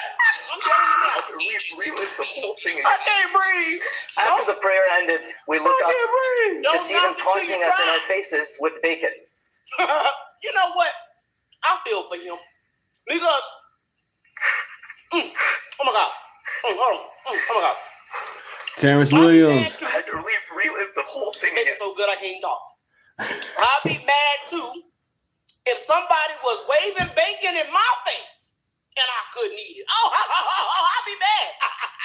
I'm telling you right now, don't be taunting me with no bacon and knowing I can't even have it. I'd be mad too. See, the problem with y'all need some bacon, okay? That's the problem. That's why these people be running planes in the buildings, blowing up people, blowing up stuff, because they don't eat bacon in the morning. Like when you eat bacon in the morning, bacon don't make you want to blow up nothing. Bacon don't make y'all. And if y'all he crown or white crown, bacon ain't that bad. It's how can I explain the taste? It's almost like meat. I call it meat candy because I can eat bacon all day. Okay, it might raise your cholesterol a little bit, but it ain't gonna kill you. It ain't gonna kill you. But I think that's the problem. They need some bacon. Cause I ain't never had no bacon in the morning. It made me wanna be a terrorist. No. Bacon don't make you wanna be no terrorist. Bacon to have your mind in a whole. You just feel love when you eat bacon. Bacon is like, it's so peaceful when you eat it. You just feel like you in heaven. Okay? Bacon don't make you mad, sad. It don't make you wanna blow up nobody. It just make you happy. You know, I want to hug somebody right now because bacon's so good. Want to really see something that's said? Take a look at what happened. Oh man, I can't even stay straight, man. I can't. That man is something else, boy. He worse than me, y'all. Y'all thought I was bad. Terrence is way worse, I believe. I mean, man. You know, when I was growing up, y'all, as most of y'all know, you probably seen me from old videos, but I was the class clown. I was the jokester. I was the wannabe stand-up comedian. I was the one who could act, who was right. Even when I went to college playing football, I was writing scripts and all kind of stuff, man. You know, I was even also in broadcasting and into the media and the news and stuff, you know. But one thing about me, everybody always loved about me is my sense of humor, man. You know, and that's what I try to bring on every show, man. Again, you can't take a joke. You got just go and get up out of here. You know, live, laugh, love, man. And I want to tell you guys that I love y'all. I hope everybody that's tuned in to today's show that you are blessed, well, and healthy, man. And oh, word, the key terms trending right now. Muslim. I've been seeing Muslim all over my timeline today. So we're taking a little deep dive with Dr. Steve, and I was like, oh, boy, well, check this out. And then I said, check this out. And then y'all sent me that video. And I said, well, look at this. What a coincidence. And then we have this trending as well earlier this morning of a Muslim woman who appears to be a U.S. service member openly confirmed she would refuse orders if they involve targeting Muslims. Like and subscribe. You guys already have it. Like and subscribe. With 1700. Let's get it. Allowed to serve in our military. Cecil, good morning, Cecil. Good morning. Boy. Yikes. U.S. Army soldiers says she would disobey orders if they were against Muslims. Yikes. No politics, but would you refuse a command if it said towards Muslims? No politics, but she gave a thumbs up. And she was quiet. Oh boy. Without objection. What to say? Why do we allow leftist Muslims like Rashid to cozy up to the likes of Hamas and spew this trash from the house floor? Rashid Tlaib. Oh, Lord. This heifer back at it again. They should have walked that heifer out in handcuffs with her buddy Ilhan Omar a long time ago. Rashid Tlaib. Gentlelady from Michigan seek recognition. Consent to address the House for 1 minute. Without objection, the gentlelady is recognized for 1 minute. No matter how Republicans try to spin it, the SAVE Act is voter suppression. Hell. This isn't about election security, Mr. Speaker. It's about election takeover. President Trump and Republicans know that their policies are deeply unpopular with the American people. So what are they doing? They are trying to rig the elections. Oh, come on, Rashida. They want to force Americans to Rashida.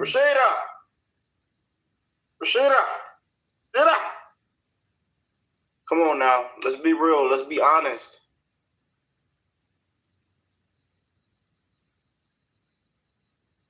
And we got y'all these Democrats, boy, I tell you, the Chuck Schumers, the Jim Crow 2.0, y'all don't want to pay people, you know, but you clowns want to walk y'all butt to the front of the line and get on your airplane, though. And shout out to, what was it, Delta Airlines that cut them politicians out immediately. I'm so sick of these people, man. It's suppression. It's Jim Crow. It's not about the elections and defending. I tell you, man. Y'all care so much for illegals. That's y'all heroes. Illegals. That's who y'all stand with. The hell with American citizens. The hell with we the people. A passport or a birth certificate just to register to vote. They know full well that only about half of Americans have a passport. They know it costs money. They know it takes time. That's the point.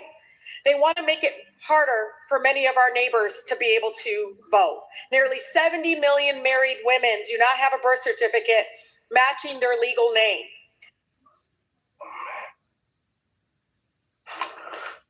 You just can't make this up, man. And then what's crazy is, the majority of Americans are for it. I can't sit here and listen to the rest of this crap, man. I don't even know why the hell I put this lady on the screen. I don't even know why. Let's get into the main part of today's show. I was trying to see what Dr. Steve was talking about with these Muslims thought that the Netherlands would bow down to Islam, and then this happened. So I was trying to see what the hell was going on with this. You know, I don't even know why I went down that rabbit hole.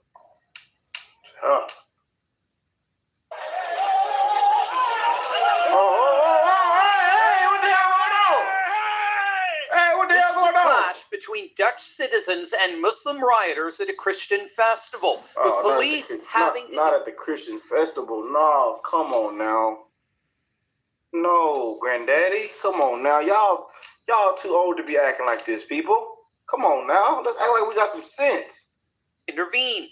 And that religious clash is increasing throughout the nation, with Muslims becoming more and more hostile to the symbols of European Christian civilization. Man. These are recent scenes from, if you can believe it, Amsterdam University, in a clash between Muslim migrants and Dutch students. And there were signs that Muslim leaders... Is them wood pallets? Are they swinging wood pallets? Is that a 12 by 5? Hey, is that a 20 by 10? What the hell? Wow! I mean, man. Boy, I tell you, they cut that mug up in the tent, in the garage. Leaders inside the Netherlands are becoming more brazen. Dit is Nederland inderdaad, het land waar de moslim de baas is. Snap je? En niet de Nederlander. En als je dat niet bevalt, dan ga je maar je land uit. En dan ga je maar naar Duitsland of zo. Snap je? Hier zijn wij de baas. You're watching OK Rick. We're the boss now.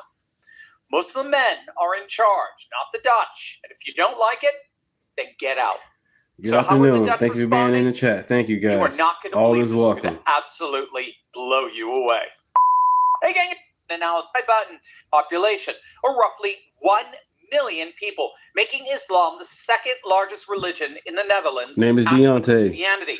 The majority trace their If you haven't origins subscribed, to Morocco and subscribe. Turkey, with substantial communities from Indonesia, Somalia, Syria, Afghanistan, and Iraq.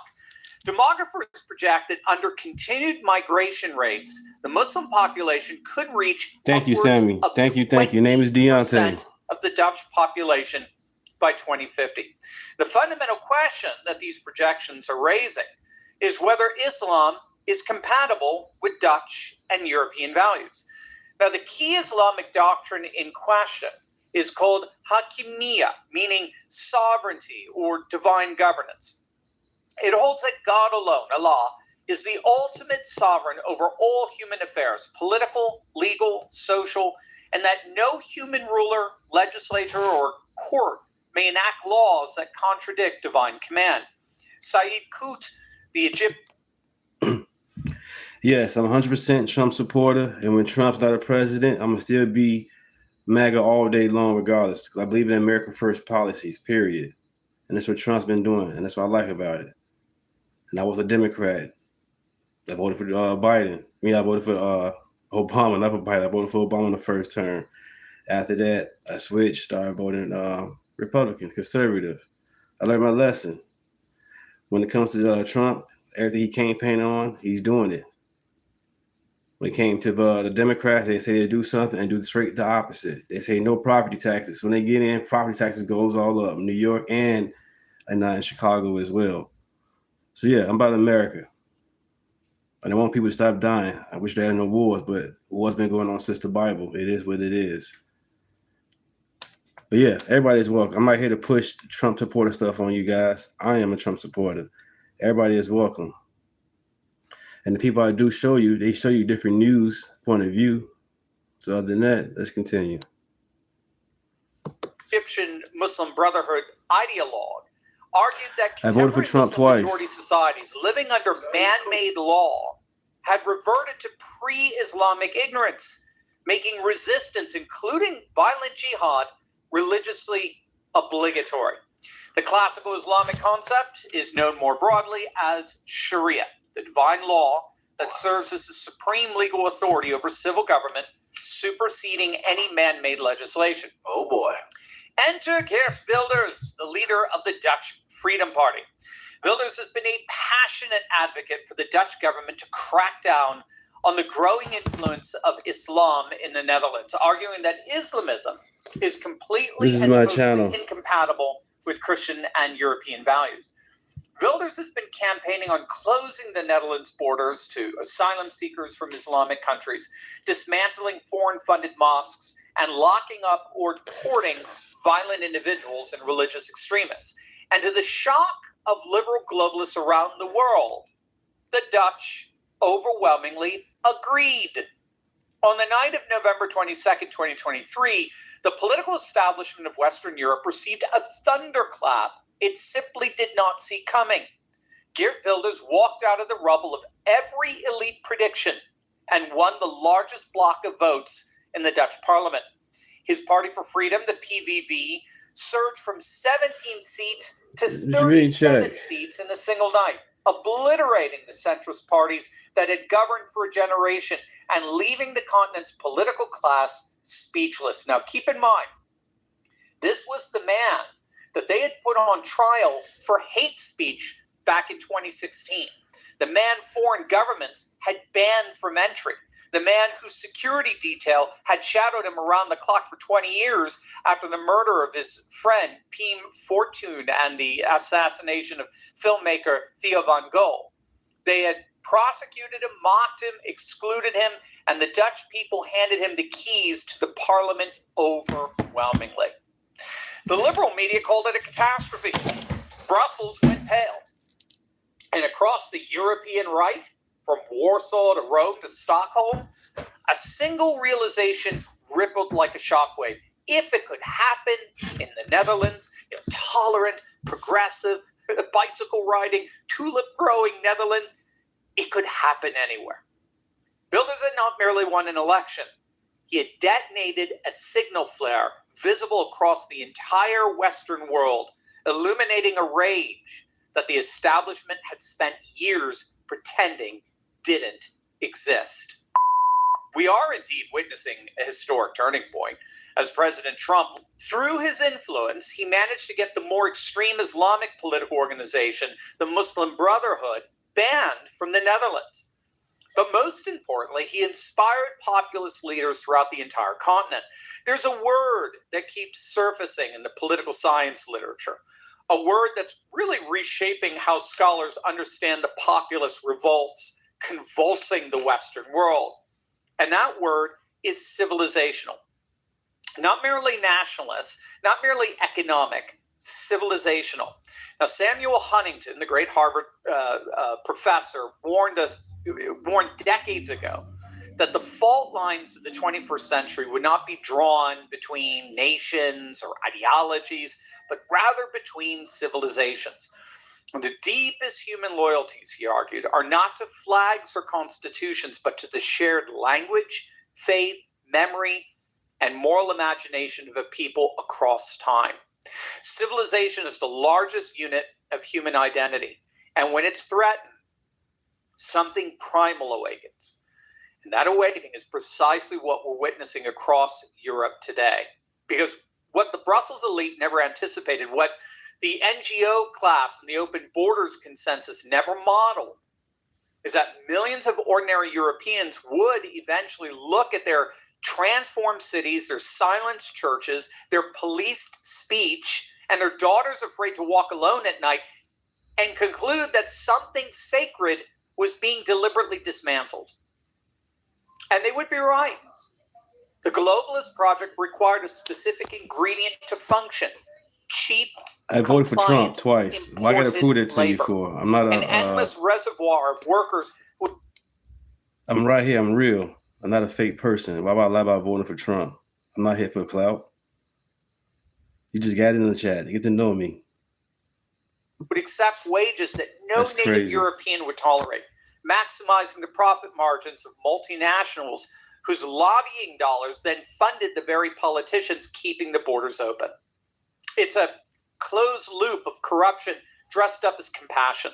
And when ordinary citizens dared to name it, dared to say this is not diversity, this is displacement, they were immediately branded racist, xenophobic, far-right extremists, Nazis. The slurs came like clockwork, from Keir Starmer's Britain to the editorial boards of every legacy newspaper on the continent. But here's what the elites fatally miscalculated. That slander only accelerated the revolt. Because when a man is called a racist for wanting his daughter to be safe, he doesn't become more liberal. He becomes more determined. And when a woman is told her concern for her neighborhood is bigotry, she doesn't go quiet. She goes to the ballot box. And so a remarkable thing is happening. Something the secular consensus declared impossible literally just a generation ago. Christianity is returning to the public square of Europe, not as nostalgia, not as a museum piece, but as a political force, as the civilizational grammar through which a growing number of Europeans are articulating their resistance. Geert Wilders in the Netherlands, Jimmy Åkesson in Sweden, Giorgia Meloni in Italy, Marine Le Pen in France, Viktor Orban in Hungary, who's made Christian democracy not a slogan, but a governing philosophy. Karol Nawrocki in Poland, carrying forward a tradition that never forgot what it costs to defend Western civilization against foreign conquest. These leaders are not simply I said I'm a pretender. Wow. They are making a deeper argument that Europe's freedoms, Appreciate rule that. of I'm a law, pretender. That's protection of women, crazy. its freedom of conscience, its democratic self-governance did not emerge from a vacuum. They were built on a specific civilizational foundation, and that foundation has a name. Italy has shown what resolve looks like in practice. Public space is governed by national law, cultural shielded from legal systems that do not recognize their dignity, civic unity treated not as an aspiration, but as a non-negotiable condition of residence. The message radiating outward from Rome in particular is not one of hatred, it's one of clarity. For Americans, this is not a distant drama. It's a preview. The same debates over assimilation and public expression and civilizational coherence and the weaponization of elite institutions against ordinary citizens, they're already here, already live, already urgent. What Europe is teaching us in real time is that civilizations are not self-sustaining. They require defenders who are willing to be called names, who are willing to endure the slander, and who are willing to hold the line regardless. History does not reward the hesitant. It rewards those who understood the moment and acted.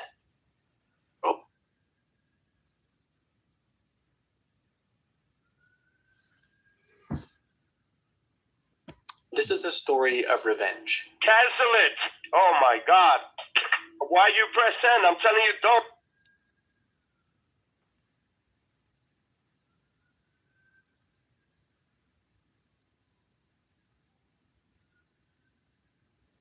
Chapel Roan, have you guys been following this?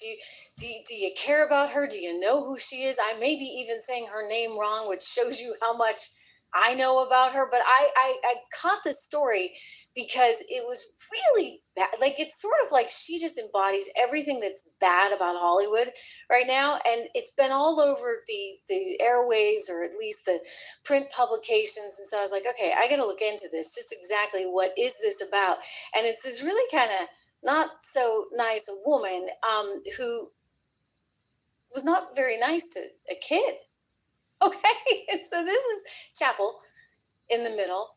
This is little girl who just kind of wanted to see if that was really Chapel, apparently, while staying at a hotel with her family, her parents, her mother, and her stepfather. She's actually Jude Law's daughter, and the stepfather, who is a big-time soccer player, all right? So she was at breakfast with her mom, and she thought that she saw Chapel Roan, and like Chapel's really, really big with the kids. I know this because, believe it or not, I know the Pink Pony Club. I'm sad to say. I know the Pink Pony Club, all right? Because this is her song that she sings, and this is what the kids like. And I have 3 of them. So this little girl was all excited. She was there actually to see Chapel perform at the Lollapalooza thing, whatever that is. So Lollapalooza was going on. Let's show you a picture of that. There in Brazil, in Sao Paulo. So the little girl was there with her parents, the footballer, and the mom, who is a lovely woman who got really upset, obviously, when she saw what went down, because the security guards went after her daughter and were like giving her a hard time, and they were giving the parents a hard time, the mother a hard time, and they were like, how dare you? Apparently the little girl just started walking back and forth because she thought it might be Chapel, and she was like trying to see, and she's like, oh mom, I'm not really sure, and I think it is, and that was it. And the security guard like lost it on this little girl and her mom at this beautiful hotel in Sao Paulo. And, well, it's backfiring big time on Chapel Roan, to the point where, like, everybody's mad at her now, and Hollywood's like, oh, yeah, we really didn't like her anyway. I'm like, kick her out, all right? You don't need people like that. You really don't need people like this. She doesn't understand what's wrong. She's like, I didn't do this. Like, this wasn't my security team doing it. But, you know, people are actually taking that not so well. They think that, you know, she has a history of doing this, of not really liking her fans because she values her privacy just a little too much. Here is the little girl's mom. Unbelievable. And she was like explaining it all out on social media. Let's watch.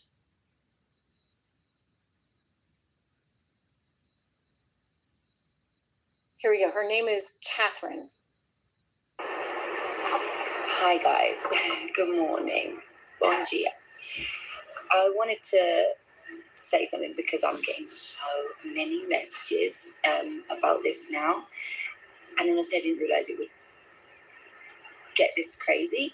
But a lot of people ask me like what actually happened and everything else. And I know that Chappelle has responded saying that it wasn't it wasn't her security and that she didn't do it. So 100% this security guard was not a security guard of the hotel. That's what I can say. he looks after artists. So I don't know if it was her personal security guard, but he was with her. So that is all I know. Did she send him to do it? Again, I don't know. Look, I would like to hope not, but at the same time, I think that you have a responsibility when you are a celebrity. Thank you, Lauren. It is free. Like and subscribe. Thank you, guys. Like and subscribe. We at 1688. Why not get to 1700 today? Why not? Let's get to 1700. Why not? Thank you, guys. Name is Deunta. To make sure, I guess, that the people that work for you and that act on your behalf are acting on your behalf. So would he do that if he didn't have her authority to do so? I don't know. If he does, then obviously that's a big problem, because then he's representing her in a way that she doesn't want to be represented. So I think that's really important for her to notice and realize that's not correct.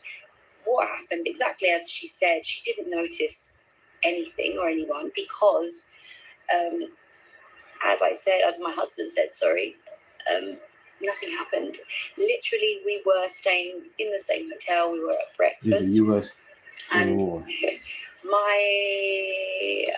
We noticed a girl walk past with long red hair, very curly. And I said to my daughter, "Oh, do you think that's Chappelle Roan?" And she looked and she said, "Oh my God, Mom, do you think it's her?" And so she said, "I'm going to go and have a look outside." And she was sat just outside in the garden area, which we were also free to go into. The door was open. And so I went back to the table to sit and eat, and my daughter walked through the door. And then she didn't have her phone. She said, "Mom, I think it's her." And all of a sudden the security guards come over and they start yelling at the mom and the daughter, and they are intimidating her and her daughter, and the father gets wind of it, right? And he's furious, and so he makes a social media post. The next thing you know, like, the mayor of Sao Paulo is like, Chappelle, whatever her name is, Roan, you're never gonna ever going to be performing here. We want you out, right? Like, the whole town is against her now. And she's like, how can this be? Like, how can this be? I think this is a video of her pleading.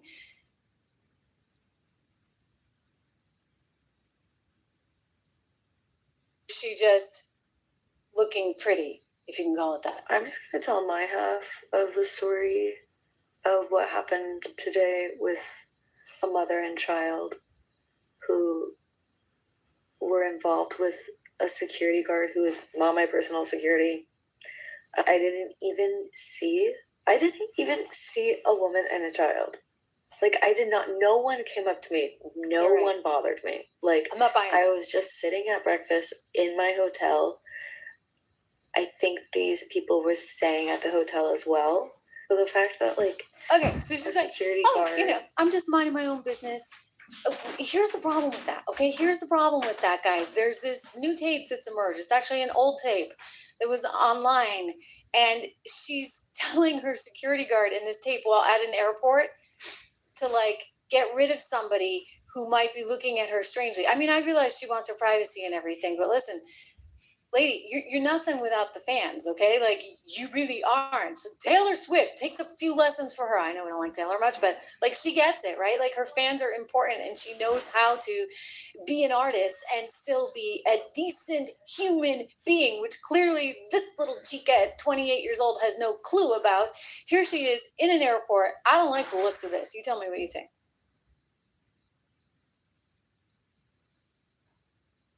Many gremlins and sticky videos going back to Ms. Roan. Right here with bodyguard.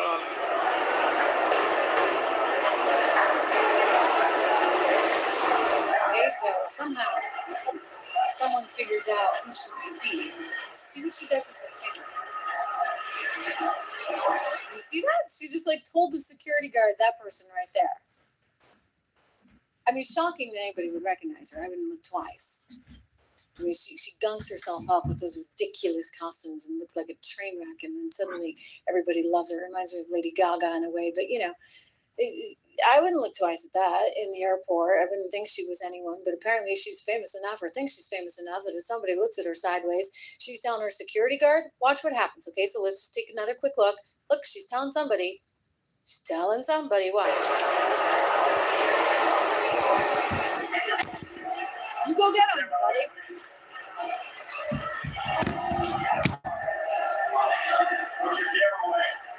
Put your camera away, this is. Put your camera away. Focus.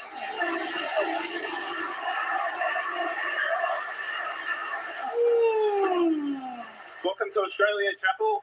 You guys are watching tonight, Chapel. You want to know? Good morning. Good afternoon. Good afternoon. How you doing, pretty? The celebrity culture that worships this woman is, let's just say, not my taste. I think that she's actually part of the problem. She hates her fans. She can't even put a smile on her face or take a picture, apparently even for a little girl. I don't trust her word when she said, oh, I didn't even know who these people were, in part because I just saw that video. And I don't necessarily really even care. That's what's up. Chapel Roan just isn't, on my radar. I can barely pronounce her name. But I would say Thank you, guys. Hollywood has a problem. It is so far disconnected from any sense of reality, any sense, increasingly, of decency. They've started to lose their humanity, and as a result, people are turning away more and more and more. And that's a good thing. I don't like the Pink Pony Club song either, for a variety of reasons. I don't think she's that talented, and I say that as a classically trained musician who's played the piano from the time she was about 3 or 4 and was a classically trained singer. I'm not impressed with the woman. I'm just not. And that does it. I'm with Brazil. Yeah, you're not coming back. You're not coming back to my city to perform here. I like that mayor. He's picking sides. Switch it up for you guys. Security analysts are warning that Hezbollah may have formed an alliance of sorts with the notorious Venezuelan gang Trend. This is Cass Jordan talking about the cartel situation going on in Mexico. Intelligence suggests the gang may be helping Hezbollah find pathways into the United States. Post 3 hours ago. If you ever wanted to know why closing the U.S. border was such a great idea, what up, Jason? Here you go. As well, Iran. Subscribe if you guys haven't. Thank you, guys. Dismantled on the other side of the world. Their militants are teaming up with South American gangs and criminals. Appreciate you guys being in the chat. Like always, I'll be here with you guys 3 hours and 16 minutes in. I appreciate you guys. Thank you. Let's continue. In an attempt to sneak into our country for reasons that are extremely troubling. So officials right now are saying Tren de Aragua, of course, that violent Venezuelan gang that has been designated as a terrorist organization, has expanded across the Western Hemisphere and may actually be intersecting with Hezbollah. Of course, that's the Iran-backed militant group. That makes it more concerning. We have a country like Venezuela who opened their doors to this regime's interest in the U.S. Venezuela's weaponization of mass migration out of Venezuela to the U.S. helped that some of these terrorist members actually made it through the U.S. southern border. Intelligence suggests that Iranian nationals are trying to get into the country with the help from the Mexican cartels. The alert comes days after ICE arrested several Iranian nationals. They were already in the U.S. and had serious ties with terrorism, at least some of them. One individual admitted that he was a former Iranian army sniper. Another individual said that he was part of Iran's Revolutionary Guard Corps, and a third individual even admitting that he was linked to the terror group Hezbollah. Get out of the car. All right, get out of the car. Hey, we got the same thing going on. Yeah, this is probably the biggest I told you so in U.S. national security history. The open border is a bad idea. And what nobody's talking about is leaving the border wide open for Tehran's militants. This did more than just strengthen and prop up their country. It handed them a superhighway straight into the heart of America, which could be exploited not just to weaken our country, but also to help the other criminal organizations looking for ways to actively weaken our country while making money. And tying all of these different groups together is hatred of a common enemy. And that enemy would be the United States, who for years has tried to stop Iran's despotic regime, along with the criminals south of our border. And to be honest, for years, the U.S. has had very little success in this endeavor. But now, with President Trump activating the Shield of the Americas plan, which is essentially a NATO for our hemisphere minus European cowardice, the criminals south of the border are already regretting their decision to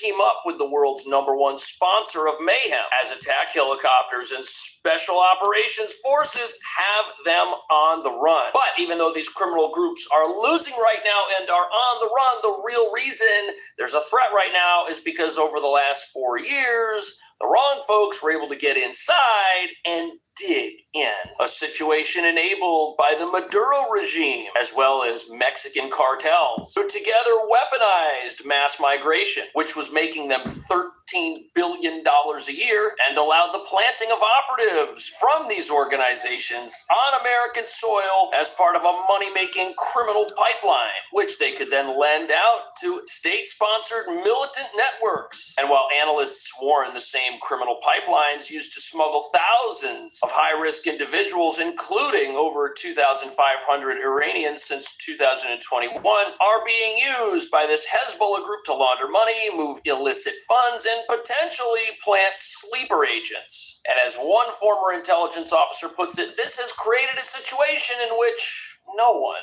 is truly safe. Frente Aragua, of course, that violent Venezuelan gang that has been designated as a terrorist organization, has expanded across the Western Hemisphere and may actually be intersecting with Hezbollah. Of course, that's the Iran-backed militant group there. So we've seen direct links here tied to these two organizations by two of Venezuela's top military officials, including a former director of military intelligence and a retired major general, both who sent letters to President Donald Trump that were obtained by the Dallas Express, alleging that the Maduro regime collaborated openly with organizations including Hezbollah while exporting Frente Aragua members.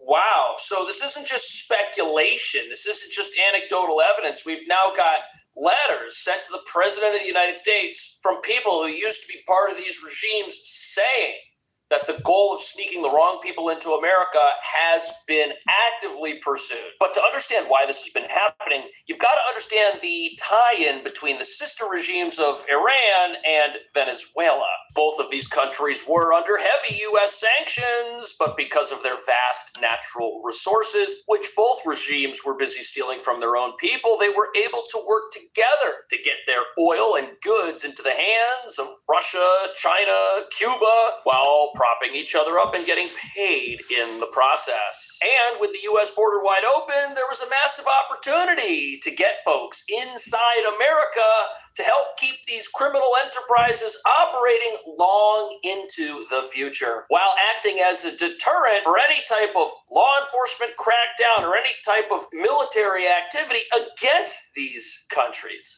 Have you ever thought about what really happens to the files and photos you upload to the cloud? Telling us the Venezuelan regime has direct ties to the Iranian regime dating back years. He says there is concern now that you can go directly from the Middle East to Latin America. Take a look. That's wild. So this criminal convergence, what you have here is the enemy of my enemy is my friend. You've got a despotic regime in Iran. You had a sister regime in Venezuela. You've got the regime in Cuba. What do all these countries want? They want less of the United States. It's what they all want. So if they team up, they work together, they can not only prop each other up, but together they can combine forces, go into the country when America's borders wide open, and do who knows what, while creating and solidifying secret pathways and networks that allow the passage of people through safe houses and infrastructure on both sides of the border. Pipelines the bad guys are still using to get into our country if they really want to. And the problem is now that the United States is locked in a conventional conflict with Iran, the possibility that these networks could be exploited for the wrong reasons definitely exists. And it's something people are finally starting to pay attention to. We have a country like Venezuela who opened their doors to this regime's interest in the U.S. Venezuela's weaponization of mass migration out of Venezuela to the U.S. helped that some of these terrorist members actually made it through the U.S. southern border. No one is safe. I think that everybody could be a target simply because of the way that we value our culture and values in the U.S. Well, okay, only if one of those values is unlimited illegal immigration with zero consequences and a wide open border. We can have the values that we cherish and love and that make America great. Yes, the second we open the U.S. border, all of those values are put at risk. And closing the border is actually the best thing you can do to first start eliminating these criminal networks once and for all. You're basically cutting these guys off from the mothership, so to speak. If they can't freely transit the border, everybody who's inside is now on the run from ICE and Homeland Security, and everybody on the outside, well, they don't have the same ability to freely operate in the open in South America like they used to because of the Shield of America's plan. At the same time, the regime in Venezuela is no longer there to support these criminal networks. And in the case of Iran, no one really knows who's running the country now either. And what we're witnessing here is finally a U.S. president that is looking at the border security issue and the national security issue and aligning these two things. For years, we were told, it's border security has nothing to do with national security. Our enemies on the other side of the world, they're all the way over there, and we're all the way over here. It doesn't matter if we open the border. Yes, it does. We're learning from all of these reports that it does. And now finally, somebody's looking at all this and saying, hey, it's all related. And if we want to keep the country safe, we got to do a whole bunch of things at once. Some of the issue already here and the concern, not a hypothetical one. Back in 2024, along the southern border in Texas, an Iranian national told Border Patrol he paid $25,000 to the Venezuelan smuggling network linked to Tren de Aragua to reach the United States after traveling through Brazil and Central America. Where to get that DHS money? confirming to News Nation that Tren de Aragua is now present in at least 46 states. They've arrested at least 7,800 gang members, more than 1,200 of them associated with Tren de Aragua. And Elizabeth, now the United States. So what's frightening about this is this Tren de Aragua gang. These are the same guys that took over those apartments in Aurora, Colorado. I don't know right now. And now we find I out can look that it up. I don't know. nationals admit to $25,000 sums of money being paid to these criminals so that they could do what? Come to America illegally and work that off for the next 20 years? No, that doesn't make any sense. We're talking about criminals that have made inroads and connections all over this country for years and are now leasing those connections and pipelines out to state-sponsored actors. A massive problem because you know what? In sanctuary cities, where people are resistant to ICE, where local governments don't want to help the federal government, those make perfect hiding spots for a lot of these criminals. And if a network exists to bring somebody to a place like that, you've got to admit that's a fairly tempting opportunity for an evil regime that wants to sow fear and discord inside of a country it's determined to destroy. But thankfully, the United States over the last year has been taking steps to make sure that all activity along the southern border and the waters around our coasts are the most secure in history. Networks remain the biggest security threat in the Western Hemisphere. This as there are more than 12,000 troops currently supporting the southern border, with 6 national defense areas now in place across Arizona, California, New Mexico, and Texas.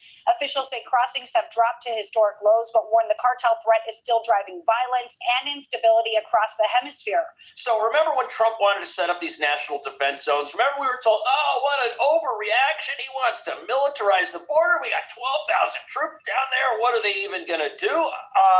There are threats on the other side of the world that want to exploit this border, want to team up with gangs and cartels to try and get inside. By the way, those gangs. Okay, I got you. Let me show you something. Hold on. I got you. Threat either. These guys are heavily armed. They've been making billions of dollars, but that explains why we need these national defense zones. Everything happening right now, from the cartel-related activity taking place in Mexico as the bad guys are now on the run from U.S. Special Forces and Mexican military. All of this couldn't be happening if the U.S. border were still wide open and were porous. You see, this all started with closing the border, and that allowed the United States to finally start going after these criminal organizations without the risk of an immediate aftershock because we didn't do anything to make sure that we were safe here at home first. Speaking of which, the president's made it pretty clear that he knows there are sleeper agents inside America. He knows that they might be up to no good. We're watching them. Thank God nothing has happened as of now. And you've got to wonder to yourself, if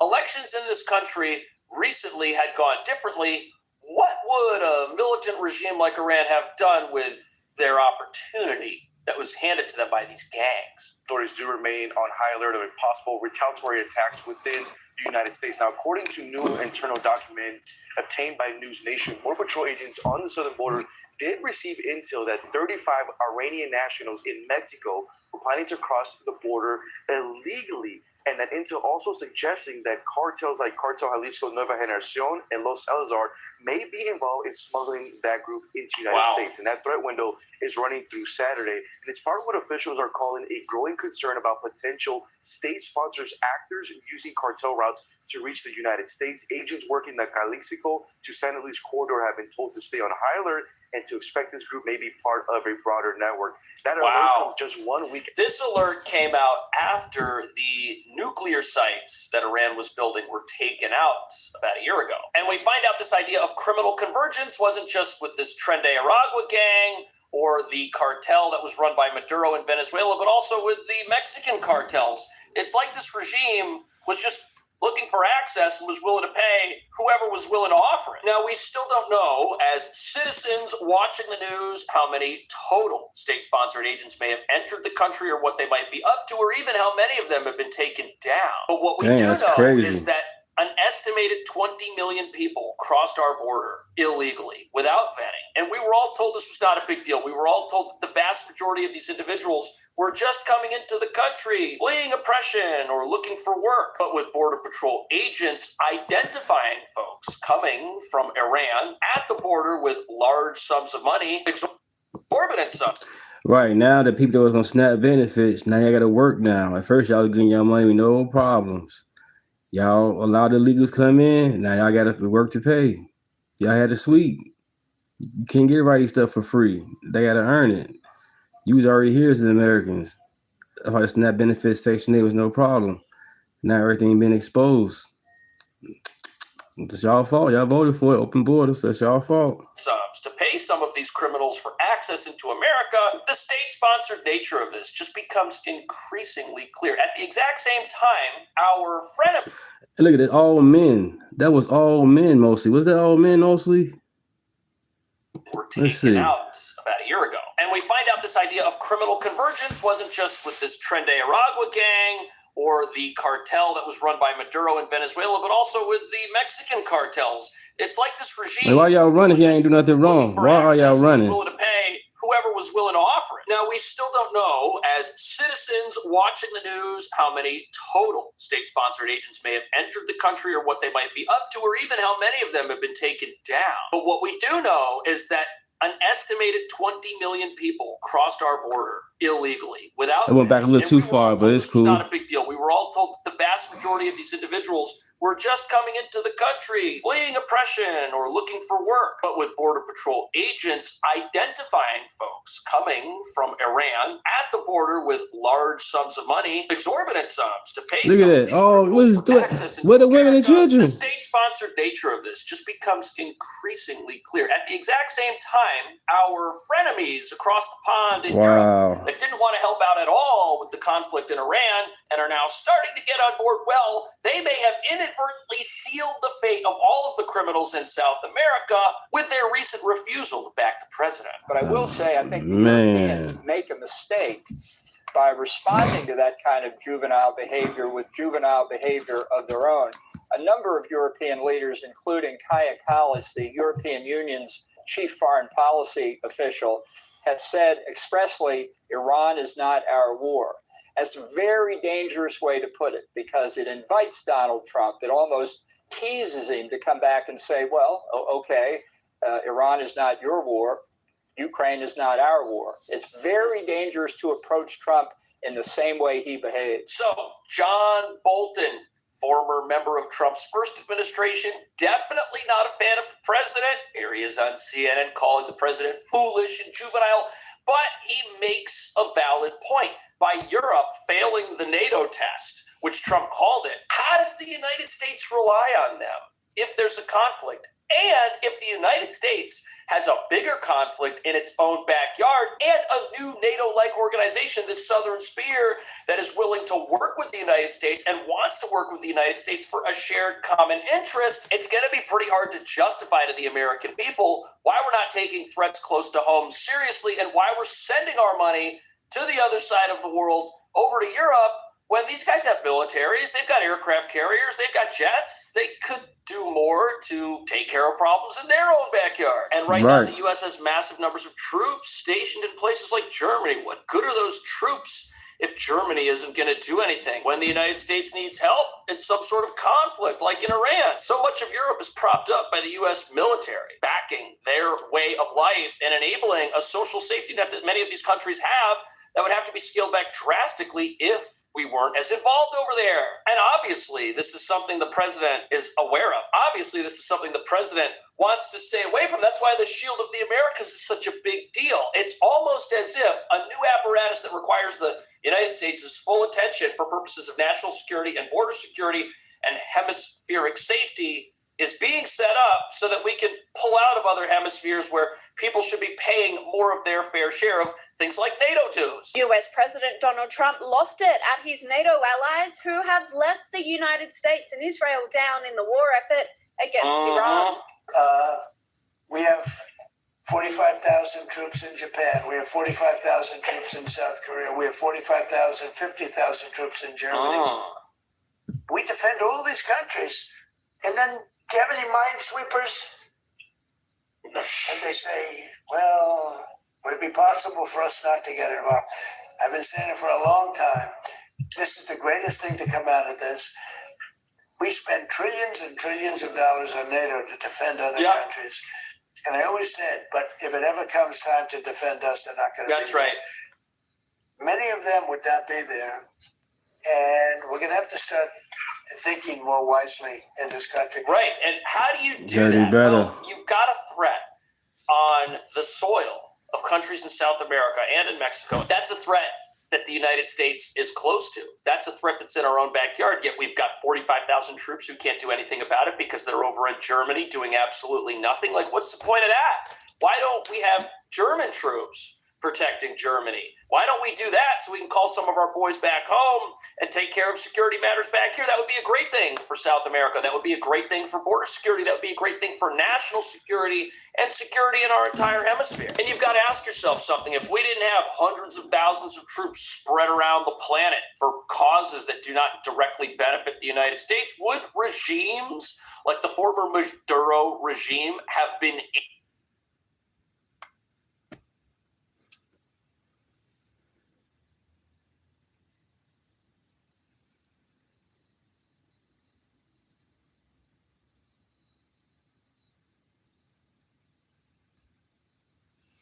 This is when robots don't work. So a restaurant robot goes crazy that literally has a leash.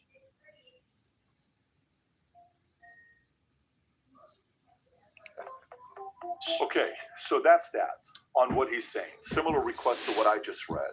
Okay, MBS comes out. I have the comments here where he says he fears if Trump retreats now, Saudi Arabia and the rest of the region will be left to face angry Iran. I think he told us to. Is this the interview, Rob, or? I'm looking for the clip. I found this clip. I'm not sure if it's in there. Yeah, angry Iran. He told us to New York Times. Then yesterday, when the president is being interviewed, they asked the president. I don't know if you saw that clip, Rob. They're asking him, "Hey, I just texted it to you, Rob. I'm sorry, I texted it to myself." Reporter asks the president, "Is MBS encouraging you to do certain things related to Iran?" And here's what the president had to say. Go for it. What do you hear with Saudi Arabia? Talking and that he has been encouraging you to do certain things related to Iran.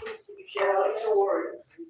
He's a warrior. He's fighting with us, by the way. Saudi Arabia has been excellent, and UAE, excellent. And I will tell you, Qatar, incredible. Saudi Arabia. What do you hear with Saudi? Yeah. So there you have it. So he's responded the way he is. And Rob, I don't know if there was an interview with him or not. It was just like a face-to-face interview. Barry, you make a good point because, you know, when you think about this, is he putting out the 15 points to give a little bit more time because he got an update that USS Tripoli needs 4 more days, needs 5 more days? Because I got a quote here, very weird quote. And I don't know if I like this quote, but let me read this quote to you from Netanyahu. Here's what Netanyahu just said, okay? Look what his quote is. Netanyahu just said, when asked, how long do you think this is going to last? He told Fox News, may take some time, but it's not going to take years. He vowed to keep striking Iran's enemies and help topple its regime after missile attacks he called Iran's behavior threatening the entire world. So there's two different problems. There's the Israel problem, there's the world problem, there's the America problem. The Israel problem is what? You just attacked these guys. Guess what, Tom? With the Israel problem. They are furious with you right now. They're not happy with you, with what you have going on. And Israel has to sit there and say, dude, if we don't finish this off right now, you think they're going to let this go? They're going to come back and take us out? Then you have a world problem.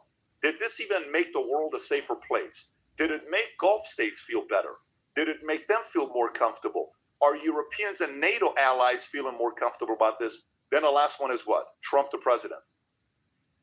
How is this sitting in America? How is America reacting to this?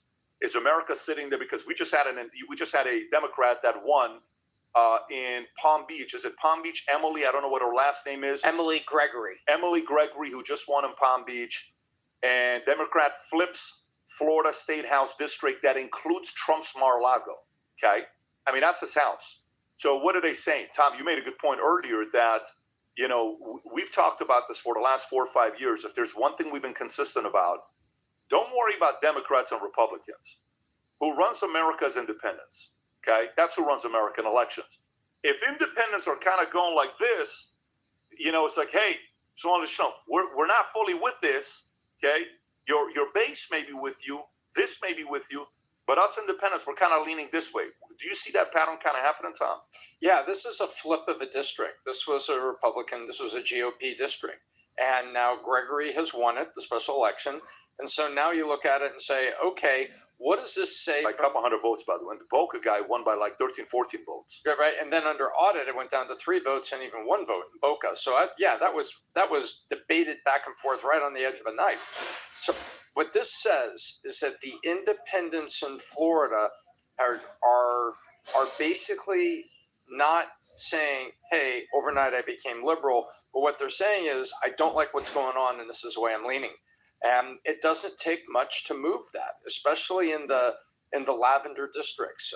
Miami, Broward County is blue. Miami is blue, but lighter blue than it's been, and it goes lavender certain times. Yep. And sorry, I just wanted to say the point that Pat made is very true. Is that the American problem is it has this issue by the way, there's just a canary in the coal mine for the midterm elections as well. And that's the bigger issue that has to be contemplated. So the public opinion right now does not favor what's going on for the most part. Maybe they're looking at it short term. Maybe they're feeling what's going on with gasoline prices, and they just don't have a distaste for it.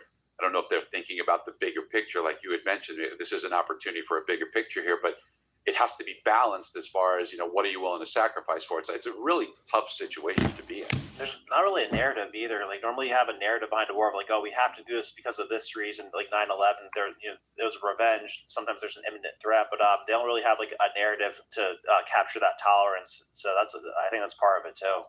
Got it. Rob, what is this?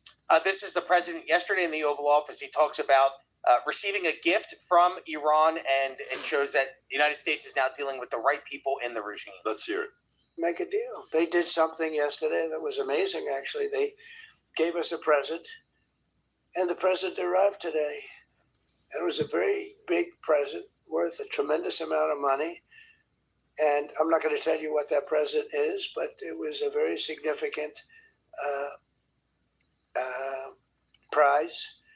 And they gave it to us, and they said they were going to give it. So that meant one thing to me: we're dealing with the right people.